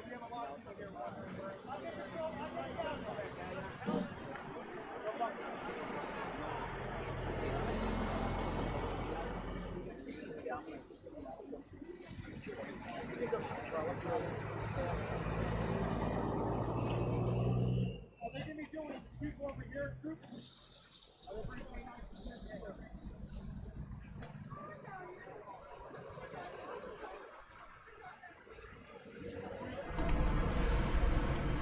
All right, guys, if you are just joining us, we're watching along with you from our sister station in New York, WNYW, of this scene, this school bus crash in New Jersey. It was a collision. School bus collided with a red dump truck, and you can see as it pans out, the undercarriage of that bus is just dangling alone in the middle of the road. That highway, that Interstate Route 80 is what it is. And you can see the school bus turned on its side in total. You can just imagine what happened and what was going on in those moments. Now, we're told it is a 5th grade class that was taking a field trip just down the road. About 5 miles from this site is where Waterloo Village is, a historic destination that they were going to visit on this field trip, and something happened. We don't know quite the details of this crash or really what police are going to reveal to us about what happened in that moment. But as the camera, if it does pan out, you can see the backup, that everything has been shut down, and really what it entails. But again, we're going to try to bring you the latest here. We're told that multiple people are injured. Not quite sure the numbers of anything yet, but the reports do say that 10 people at least were transported to nearby medical facility centers to seek treatment.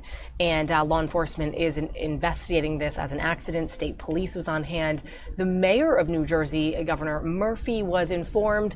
He put out this tweet earlier, or rather he retweeted this tweet stating that the health disaster team joined New Jersey State Police and is on the scene on I-80, that's Interstate 80 in Mount Olive Township, assisting with reunification and counseling.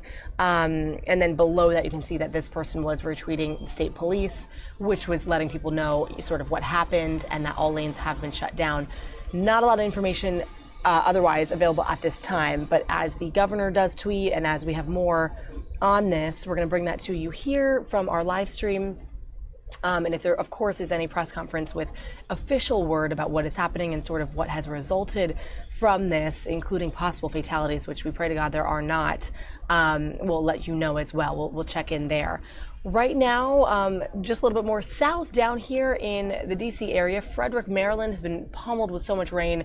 There is severe flooding in Frederick, and the mayor is just up at the podium right now talking about that situation in Maryland. So we're going to take a moment away from this bus crash, come down to Frederick. We'll bring you back if there are new developing details. Measure and calculate all of that, because if and when state or federal relief dollars become available, these declarations now put us in line to be able to do what we need to do to try and get some assistance back to help our community recover.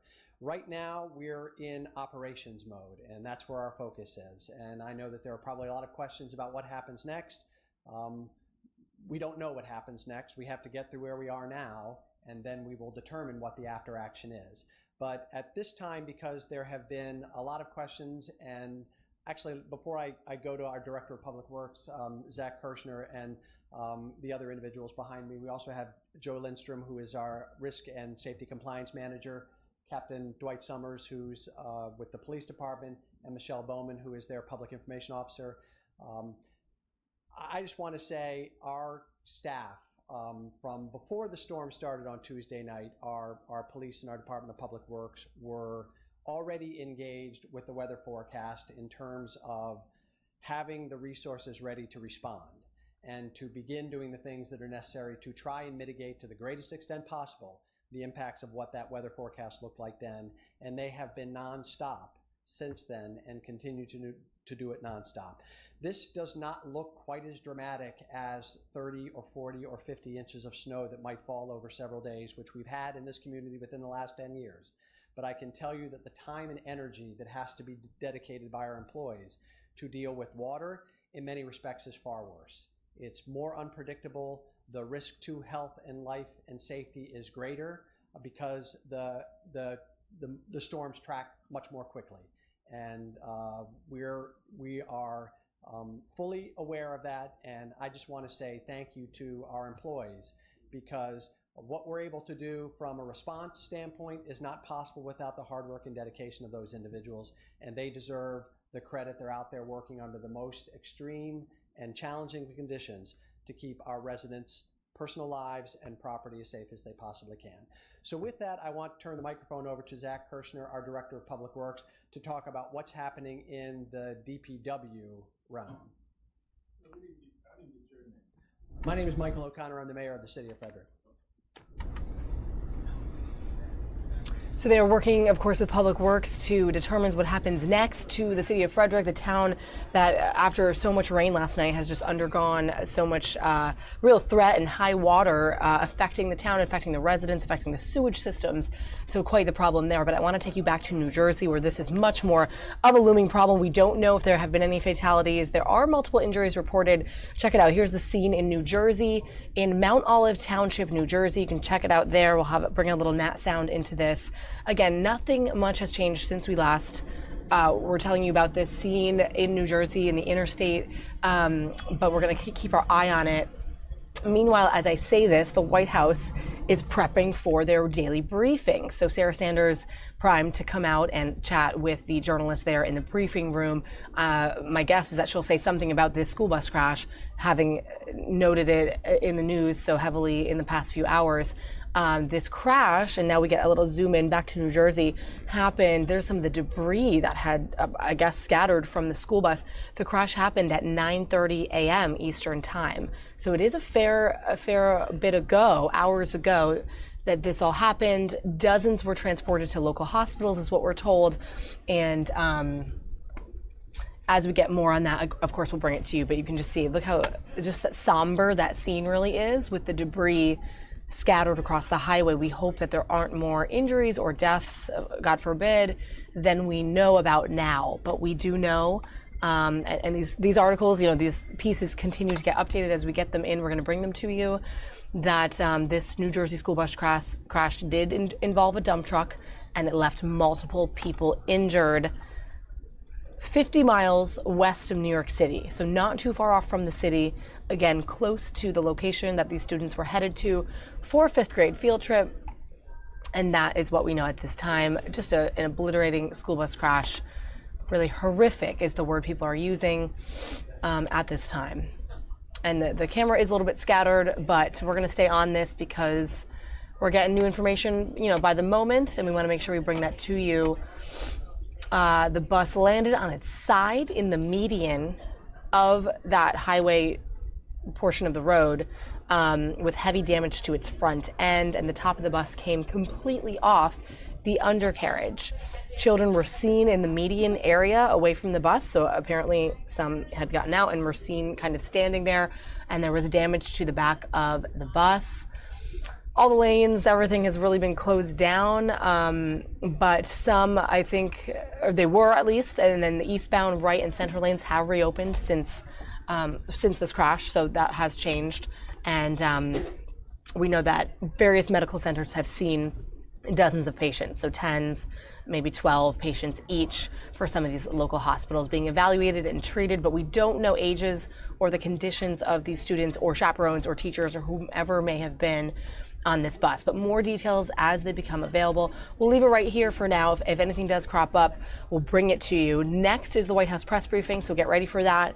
But we'll keep it here for now. If anything does develop, maybe you'll hear some of our sister station reporters, from maybe the reporter from WNYW in New York, giving the update on this crash scene.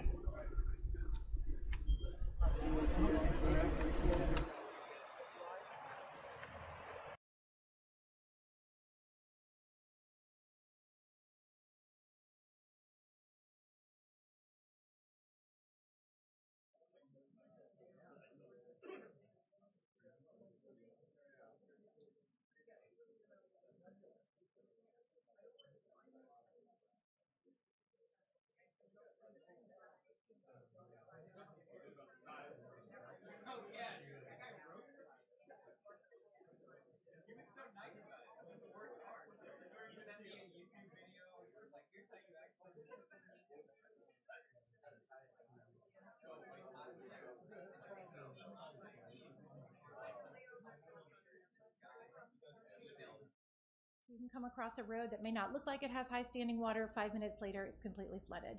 So we are keeping up with it. We're being as transparent as possible to get the information out. We're also responding to as many requests through social media and getting as much information out as possible. So please call us if you need us. We'll be here to answer questions for you as well. And another point is, especially Tuesday night, our officers acted heroically in some of the water rescues that they did, and they should be absolutely commended because that really did help with the health and safety of our community. So please follow us on social media and we'll keep you updated as much as possible. Please check on your neighbors, you know, especially your elderly and those that may be disabled. Just check, make sure they're doing okay. We've got some flooded basements and that kind of stuff that we're seeing a lot of. So it's really important to do that. Thank you very much. At this time, I'd like to ask Jack Markey from Frederick County with their emergency operations to just make a few remarks in light of this declaration now that the county has done. Thank you, Mayor O'Connor. I'm Jack Markey. I'm the Director of Emergency Management for Frederick County, M-A-R-K-E-Y is the last name. On behalf of County Executive Gardner, I'm here to demonstrate the county and the city's close relationship. Our community is facing a challenge, and as we do anytime this occurs in Frederick, we respond together. I'd like to just make two quick points. One is kind of a philosophical point with emergency management. We have cycles that happen, our preparedness cycle, our response, and our recovery cycle. Quite often we're doing things in all three of those cycles. And what I want to talk about is the most important one, which is for our citizens.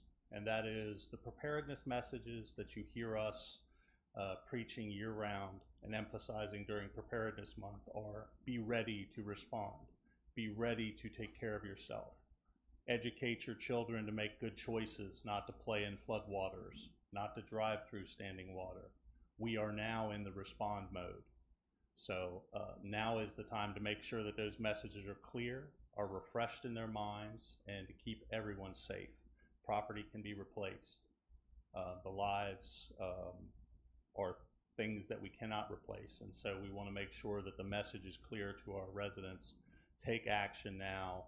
Make sure your children are aware of the hazards of floodwaters. Make sure you make good choices as we have the dynamic events evolve. And you are your own first responder. So take the opportunity now with flooding possible in the future to look at what you have in your basement, low-lying areas, and move them to safety. With that, we will continue as we do during our response operations as we move into recovery to be tied at the hip with our city, state, and federal partners if that becomes the case to ensure a quick, speedy recovery for the city of Frederick. The storm that we experienced Tuesday night, for those who have lived in Frederick, we had the same amount of rain that we had during the 1976 Great Flood. That occurred in 16 hours. Tuesday night, we had that same amount of rain in about 3 hours. So the flood control project did its job, safeguarded lives, safeguarded property, and is another one of those examples of the way we work in Frederick, and that is together for whatever is necessary for the community. And thank you, Mayor, and we'll look forward to supporting you in any way we can. Thank you. I wanted to just take a moment to just re-emphasize a couple of points. So we've given a telephone number, 600-1440. That's our DPW switchboard, and that is 301-600-1440. That is the number where we'll take any phone calls about storm-related issues. It allows us to begin that process of tracking. Please understand that we're getting a lot of phone calls, and so we are prioritizing those phone calls based on those life, health, and safety issues that we have talked about. We have set up a special email address for this storm, stormissues@cityoffrederick.com. So if perhaps you can't get through on the switchboard, you can send us an email and that will come through. The City of Frederick also has an app, the iSpires app, which is another way in which you can take pictures of things that you see that you have questions about. If you come across a road that doesn't look right, or you see something that is a piece of equipment or a piece of city infrastructure that looks like something's going on with it, you can take pictures of that and you can send that directly through the app, and that all gets logged and tracked so that we can respond accordingly. A mention was made about neighbors, and I think that's really important. I had the opportunity yesterday to visit with the YMCA and some of the residents in the vicinity of the YMCA who had experienced pretty devastating flooding in their basements. And the questions come through and they're all the same. Well, what do we do now? What happens next? And I wish I could give good answers to that, because as several have said, we're in response mode now, but our opportunity for after action will come. The flood control project in downtown Frederick that we spent millions of dollars on decades ago did exactly what it is supposed to do, which is it safeguarded the lives and the property of our residents and our downtown businesses. When Baker Park is flooded, that's a good thing, because that means downtown Frederick is not flooded. Our stormwater system is working exactly the way it is supposed to. It is moving stormwater through the city. The problem is it is designed for water that falls at a specific rate. And the water that we have seen over the last few days and will continue to see over the days to come may exceed its capacity to move that water at the level at which it was designed.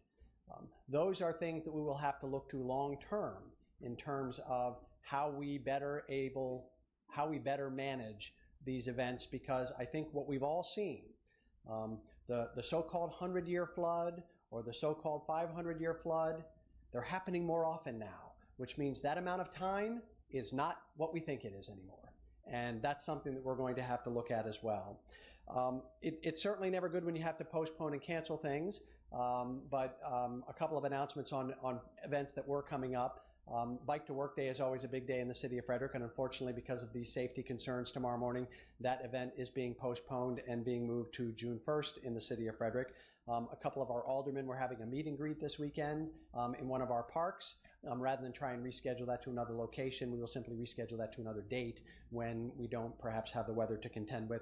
There was an open house scheduled for our Police Activities League coming up over the weekend. That's had to be postponed because we actually had some infrastructure damage in the vicinity of that location. So these are the things that over the course of the coming days, it may be fine now, but the water penetrates the soil and it sits there, and erosion that you can't see starts to occur. And we hope that our roads won't fail. We hope the trees will not come out of the ground. We hope for a lot of things not to occur, but we just don't know. And we have to be mindful of that. The emergency declaration, which the county and the city have declared, will last for as long as this event occurs and as long as we think we need to continue to keep our residents aware of what's going on. There have been a lot of questions, I'll try and end on a somewhat lighter note, about goldfish. And I think that says something about Frederick that's a little unique, and one of the things that even in the face of the kind of devastation that I've seen and that I know some residents are experiencing, the caring nature of this community does not disappear. We are able to keep, I think, a kind of positive outlook on things, and people see goldfish in ponds in the park, and they're very concerned. What should we do with the goldfish? We've actually reached out to the Department of Natural Resources because we want to make sure that we're giving people the right information. So the answer is, if you find sunfish or bluegills, now I would not know the difference between any of those, but hopefully you will if you see them. Maybe goldfish are really gold and the other ones aren't. Bluegills might be blue, and I don't know, maybe sunfish are yellow perhaps. I don't know. I think we all know what goldfish look like. The bluegills and the sunfish can go back into the creek, back into Color Lake. If you find them, you can put them back into the water in which they came from. We would really prefer that you take the goldfish home and adopt them and provide a good home for them. We may find one if we can and bring it to City Hall and I don't know, name it. I was going to say Stormy, but that's taken already. We'll try and come up with a good name, perhaps. So with that, I think we're available, all of us, to answer any questions you might have about the city's response and what's happening right now. Yes. So what's the word at this point on any injuries? Sorry, what's the word at this point on any injuries injuries or deaths? At this point, I have heard of no injuries or death related to the storm. So that is perhaps a testament that people are paying attention to the alerts and what is it's going on. We haven't gotten anything from our police department. I haven't heard anything that's come from the county, so that's all good news. And one follow-up question. Obviously, the YMCA was hit very hard. Can you point on, touch on a couple other areas that were hard hit specific? That area, that North Frederick community, because of the way in which the stormwater management system handled things, that seems to be an area that was particularly hard hit. The western side of the city of Frederick, because Rock Creek flows through there and it filled up, that there was extensive flooding in some parking lots out there that would typically drain into that creek, but the creek was full, and so there was no place for the water to go, so the water stayed in the parking lots. Obviously, there's a lot of people who are experiencing water in the basement, including people that over the last 20 or 30 years never had substantial water in the basement. I have a basement in my house, and I've had water in my basement before, but I've never had water rising in my basement like I did on Tuesday night. So while I'm dealing with this, my wife is at home making sure that, you know, our house and you know, that it's all good. It's all good. But we all have stories, and we're all trying to do the best we can to make sure that we can ride this thing out and then get the after action process in place.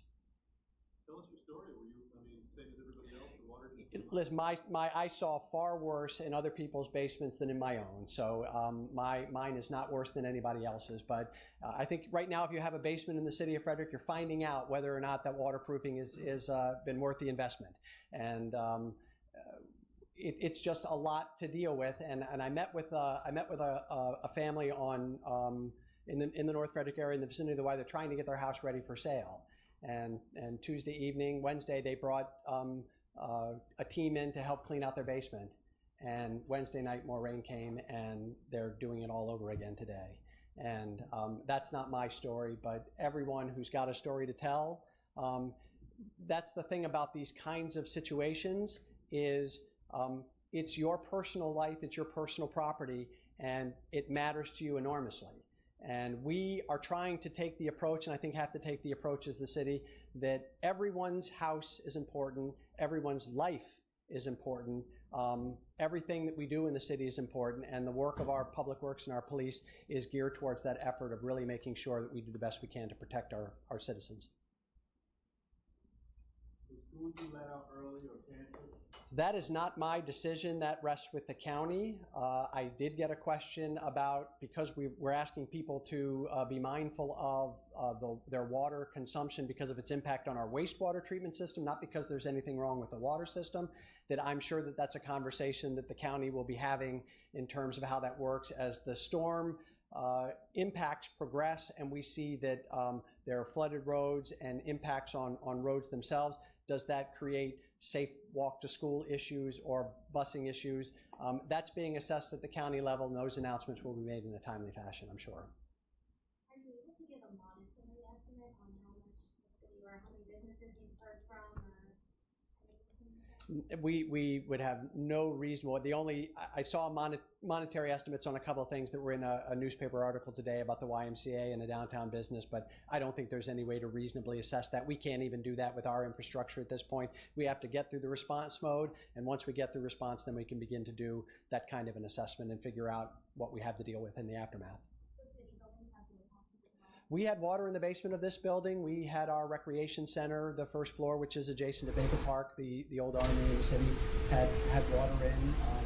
All right, guys, so as Frederick goes through this extreme high water flooding situation, really quite unfortunate for them. We're seeing days and days of rain really coming to us. We also have a couple other things looming. I want to make sure I talk about this bus crash that we're still looking at from New Jersey. A couple photos that we can use, that we can show you guys. Unfortunately, no live video feed right now of what has happened.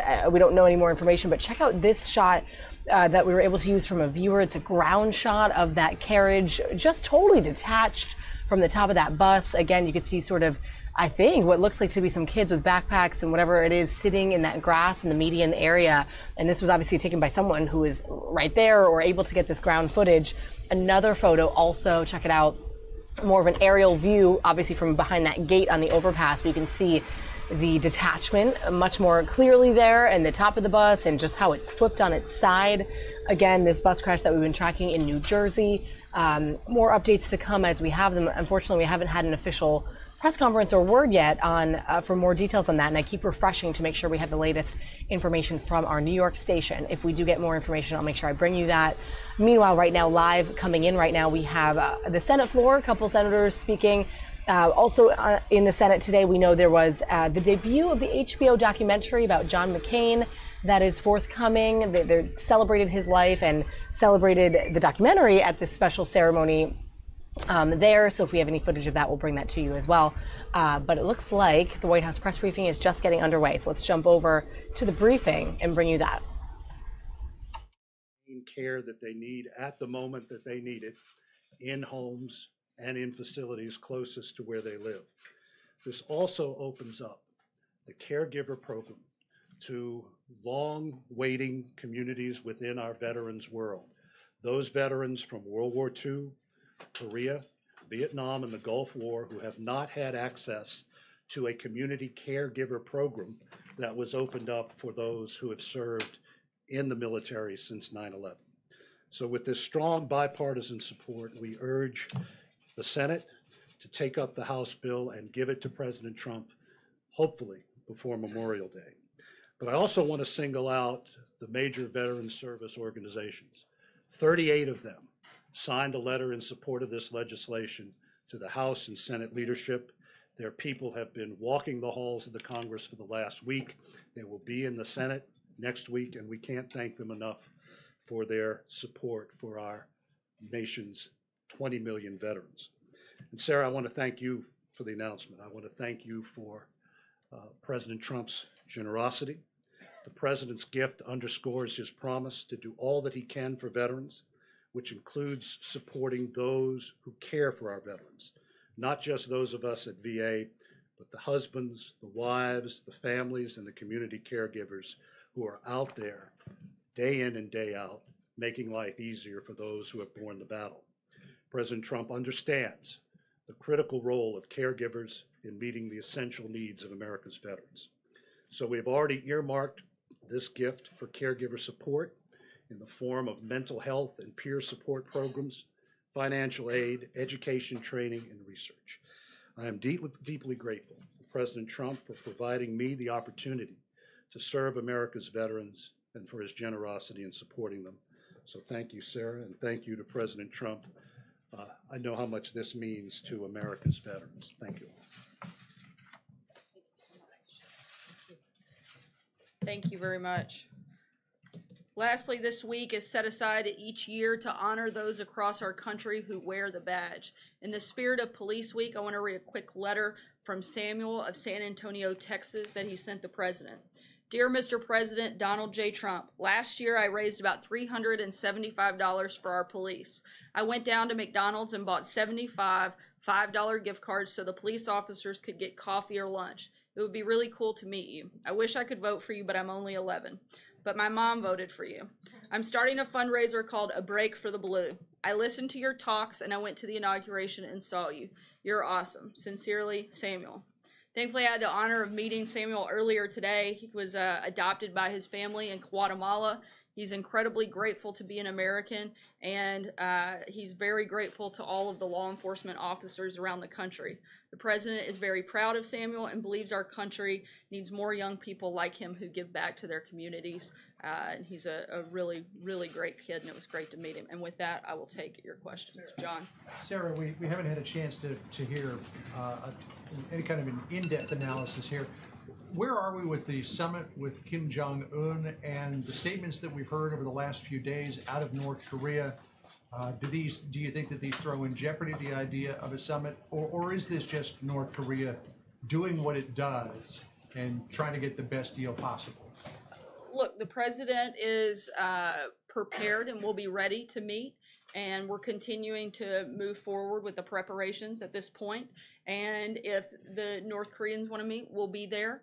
And at this point, there is not a lot of change beyond that, and certainly not in our process. So what North Korea is saying now about the joint military exercises after Moon Jae-in said Kim knows that these take place and he understands that they have to take place. What game is North Korea playing?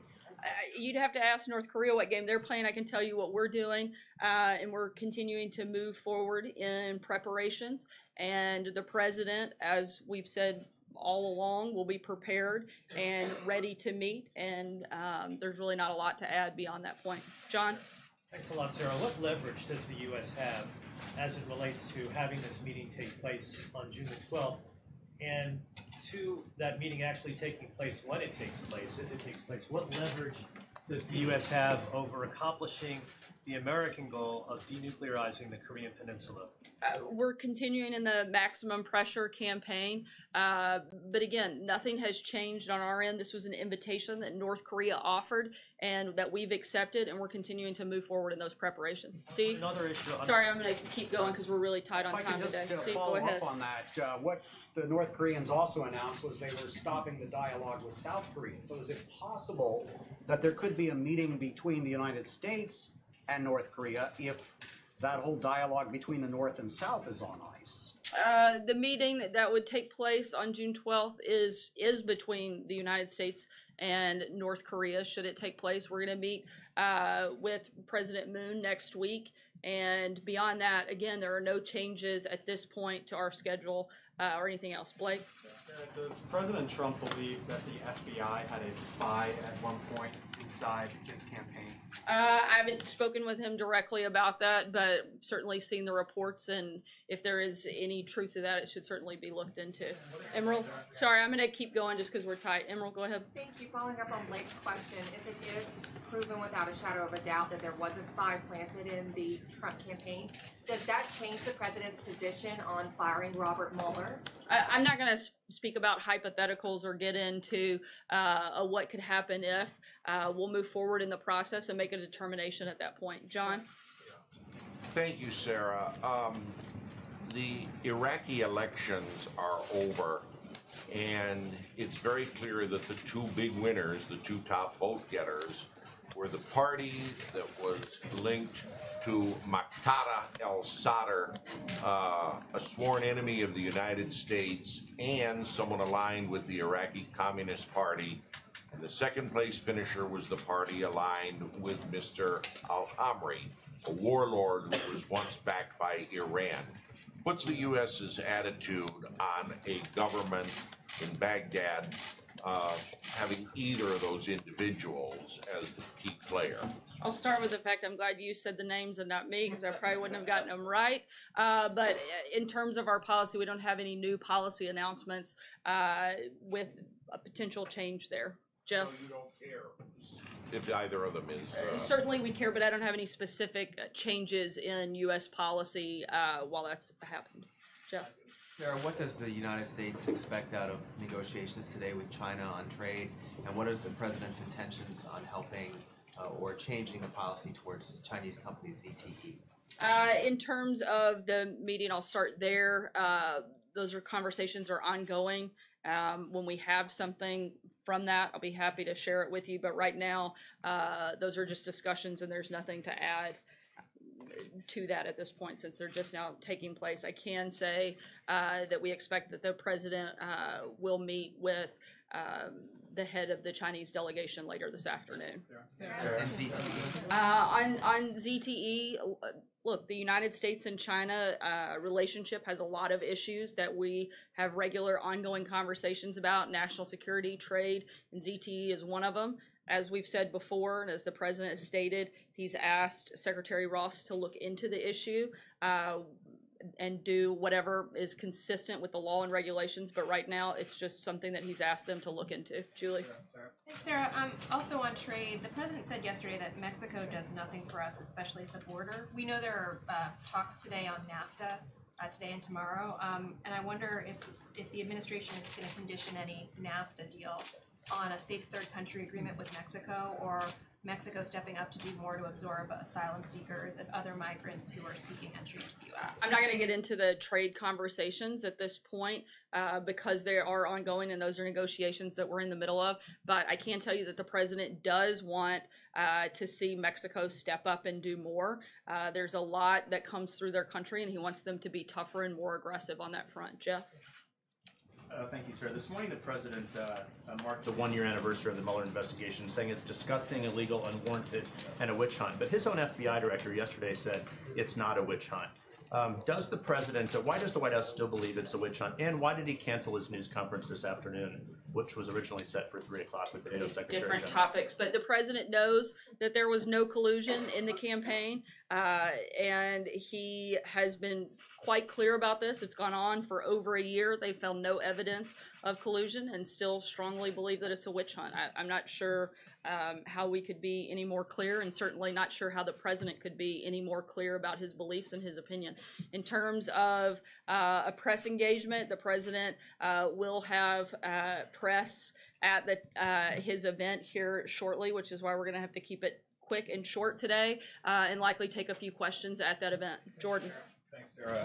On immigration, there seems to be moving closer to action in the House of Representatives, and I'm wondering what bill the president would accept, anything short of the 4 pillars that he laid out earlier this month, something like border security and DACA.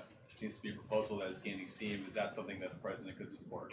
The president definitely supports border security as he's laid out multiple times, and again talked about some yesterday. He would like to see the border secured. He would like to see the loopholes closed. Our priorities have not changed in the immigration conversation at all. Aisha. Thank you. Just going back to North Korea, you have said that the president will be willing to meet with North Korea if North Korea is. So does that put North Korea in the driver's seat here? Is it North Korea that's going to decide whether a meeting takes place? And also, the president said yesterday that the White House hadn't heard anything from North Korea. Has that changed? Have you heard anything since these talks were called off with South Korea? They're certainly not in the driver's seat. Nothing could be further from the truth, but they're the ones that extended the invitation. We've accepted it. If they want to meet, we're happy to do that. If they don't, as the president has said, we'll see what happens, but we're going to continue the maximum pressure campaign. In the meantime, I don't know how they would be in the driver's seat in any capacity, form, or fashion in this process. Standard for we won't meet with you unless you do X, Y, Z.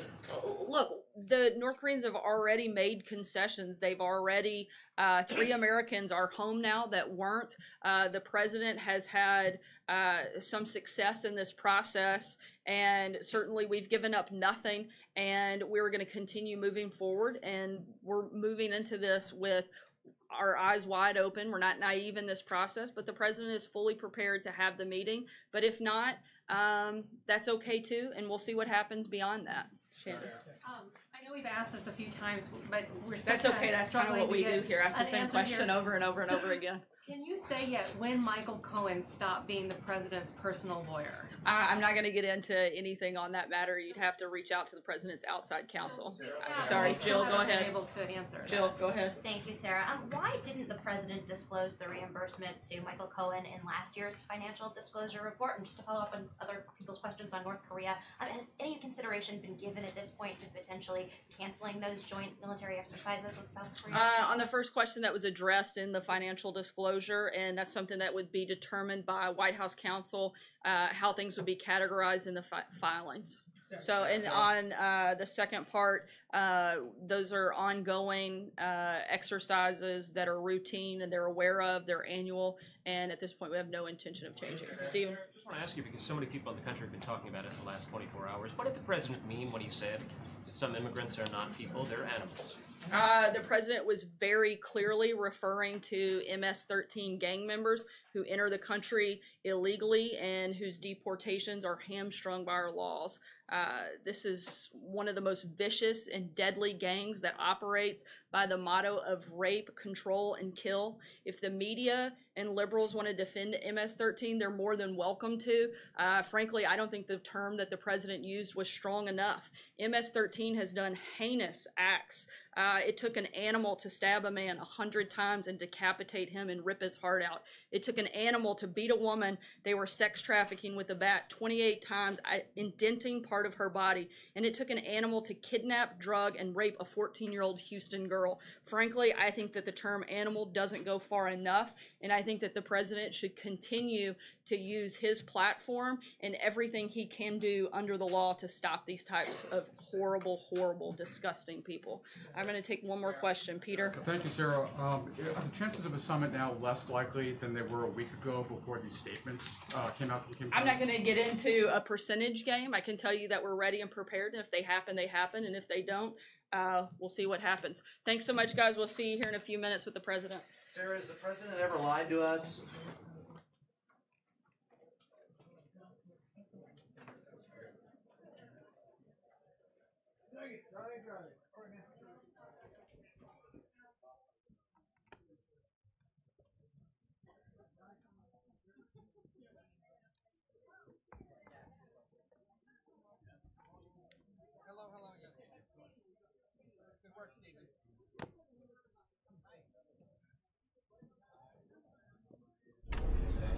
All right, guys, so that was Sarah Sanders, of course, advising and leading the White House press briefing for today. She referred to President Trump coming up shortly for a press conference, and that is a joint press conference with the Secretary General of NATO, General Stoltenberg. So that is later this afternoon. I believe in the 3 o'clock hour Eastern time, we should be, if we do get that in live, we should be taking that to our Facebook page to give you that live press conference with the president. So other than that, guys, we have no new information, unfortunately, on that bus crash in New Jersey. If there is anything more on that, we'll bring that to you. So let's take a look at some of the top stories from our area and from our sister stations across the nation, starting with a little report on the royal wedding, a little preview of this weekend. It all takes place on Saturday morning. And Lauren Blanchard of Fox News had a little report on a preview of the wedding. Just 2 days before the royal wedding, sad news from Kensington Palace. Meghan Markle confirming her father, who has been dealing with health issues, will not attend Saturday's wedding. Still, the stage is set for an event that is expected to captivate viewers around the world. This is a real-life fairy tale. 600 invited guests will be inside St. George's Chapel at Windsor Castle to witness Prince Harry and Meghan Markle become husband and wife. Prince William will be by Prince Harry's side as his best man. Meghan Markle will not have a mirror, but the couple's godchildren, including Princess Charlotte and Prince George, and the children of their close friends, will make up a crew of 6 bridesmaids and 4 page boys. After the hour-long ceremony, both families will stand on the steps and wave to the newlyweds as they leave their ceremony in the Ascot Landau carriage, pulled by Windsor Grey horses, for a procession through Windsor. Legendary singer Elton John will be performing on the wedding day, but it is not clear yet if it will be at the ceremony or the reception. But none of this can happen without practice. Today, 250 officers will participate in a wide-scale rehearsal. The important thing to say is there is no particular threat for this event. The wedding is expected to cost an estimated £32 million. That's just over $43 million US. And most of that will be going towards security. With more than 100,000 people in town, officials are taking every precaution. Every kind of police resource that you can think of is probably involved in here somewhere along the line. And more pre-wedding drama from Meghan's side of the family. Her half-sister, who was not invited to the wedding, was hospitalized after a car accident involving paparazzi. In Windsor, Lauren Blanchard, Fox News. 31-year-old Ina Rogers appeared in Solano Superior Court Wednesday, facing 9 counts of felony child abuse. During the hearing, prosecutors filed a motion to increase Rogers' bail. The motion providing more details on what happened inside their filthy 4-bedroom Fairfield, California home, saying the 10 children were continuously strangled, punched, and shot with crossbows and BB guns. They were also waterboarded and had scalding water poured on them, all allegedly by Rogers' husband, 29-year-old Jonathan Allen. Prosecutors say Rogers did nothing to stop it and persuaded her kids not to report their injuries. So now you're telling me that there's torture and abuse? Absolutely not. Absolutely not. Rogers, who has previously denied the allegations, pleaded not guilty. On Monday, Allen also pleaded not guilty to multiple counts of torture and felony child abuse. He's in jail on $5.2 million bail. Husband is an amazing person. I am an amazing mother. The report also reveals that police found the kids, ages 4 months to 12 years old, huddled together on the dirty living room floor. Officers say they were skittish and spoke with speech impediments. On Wednesday, the judge upped Rogers' bail to $495,000, saying she's not a threat to the public, but is a clear danger to her kids. We love you so much. I can't talk to you right now, but babies, if you see this, your mommy loves you. Rogers had been out on bail, but was taken into custody after her hearing. In New York, Jackie Ibanez, Fox News.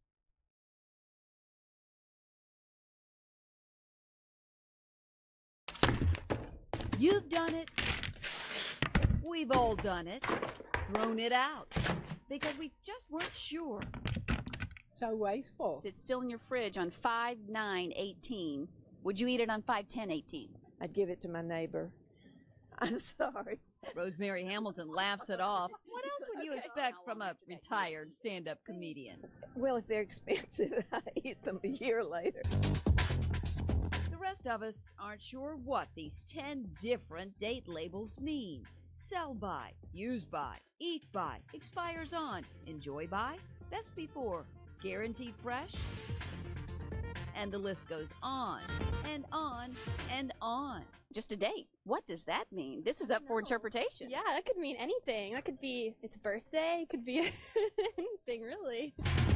And the state can't really help us either. For Tennessee, we're in what we call a no-date state.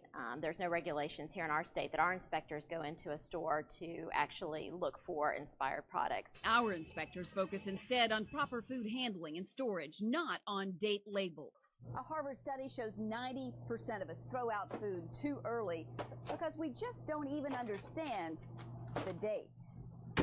The National Resources Defense Council says that's about $1,500 worth of food thrown out a year per family, roughly $29 billion. Congress has also tried to get food makers to help us with the Date Labeling Act. But lawmakers keep throwing that out too. Or like poisonous by, that would be helpful. Now finally, the Grocery Manufacturers Association and the Food Marketing Institute seem to be taking real action. They've gotten the CEOs of 50 major brands, biggies like Nestle, Campbell's, and Kellogg, to use all the same language by 2020. You could soon only see these two phrases, used by or best if used by. But in the meantime, reach to the back for the freshest produce and products and keep track of when you opened it. So different microorganisms could grow that wouldn't have if once that seal's broken. If all else fails, the nose knows. Give it the old-fashioned smell test. Previously known as one of Britain's most eligible bachelors, Prince Harry has been winning the people's hearts for the last 33 years. Born to parents Prince Charles and Princess Diana, the red-headed royal has always been known for his more rambunctious side. But life wasn't all a fairy tale for this prince. At a young age, his parents endured a very public divorce. A short time later, when he was just 12, the prince suffered a devastating loss, the sudden and tragic death of his mother. The world grieved with the prince and his brother William. In the years that followed, the prince landed in the limelight for his rebellious reputation. He famously fought with the paparazzi, showing off his partying ways in the UK and in Las Vegas. Eventually, though, the prince turned his intentions around, working with children in Africa affected by AIDS and enlisting into the Royal Army, where he would go on to become a captain. After serving his country, Harry turned his attention to wounded veterans, launching the Invictus Games in 2014 as a way to inspire and motivate wounded soldiers on their paths to recovery. Most recently, Harry has worked alongside his brother William and sister-in-law Duchess Kate Middleton, launching the Heads Together campaign, promoting mental health awareness. Harry says he plans to continue his outreach with Meghan by his side. Prince Harry is likely to add another title to his name after he and Meghan exchange vows. His grandmother, Queen Elizabeth, is expected to make him a duke, and his wife, Duchess. Brian Yennis, Fox News.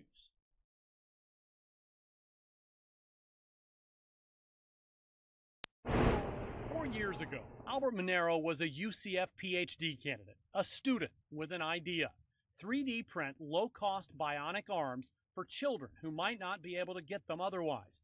The idea revolutionized prosthetics for kids. We never thought it would turn into this. This is Limitless Solutions, a company at UCF devoted to those life-changing arms. And now Limitless is upping the ante.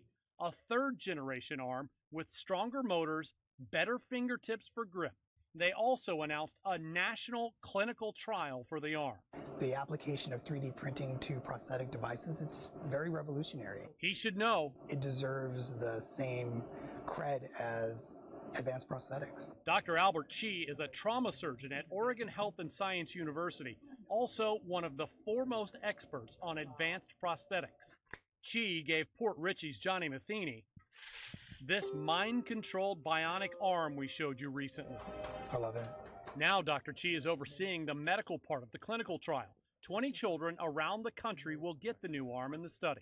We're going to take all of that data and everything we've learned and submit that for FDA evaluation and hopefully get the clearance to be able to make this all across the United States for every kid that needs one. FDA approval could pave the way for mass production, moving from a few dozen arms per year to thousands, all given to children free. Ultimately, if you get to affect a child's life, that's the kind of research we wanted to be involved in. Yep, that makes sense. They're deep in it at this point and possibly on the cusp of helping thousands of kids who really need it. It's overwhelming at times to think of the impact that this study as well as technology could have. And it starts now. It's definitely the snowball rolling downhill. Tom Johnson. It really is a dream come true. Fox 35 News. Well, there is certainly lots to be anticipated for this weekend with the royal wedding. I know a lot of us are looking forward to that, and we've been covering it in a variety of ways this week on our shows.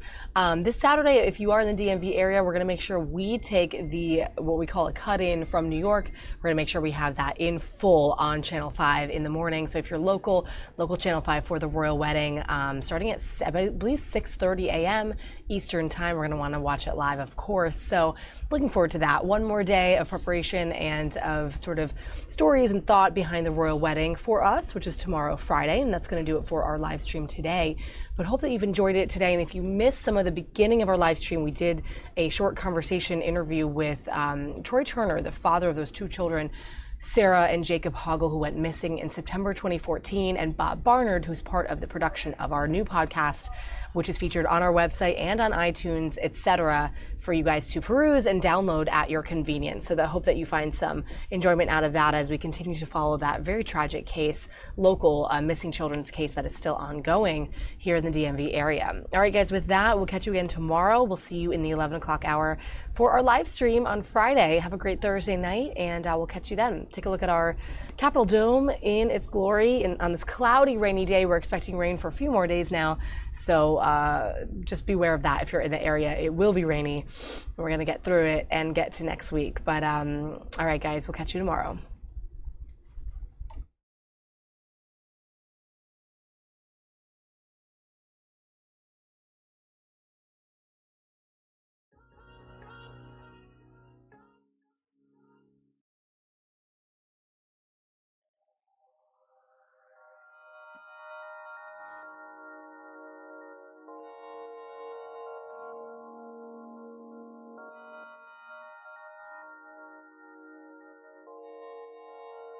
Rose,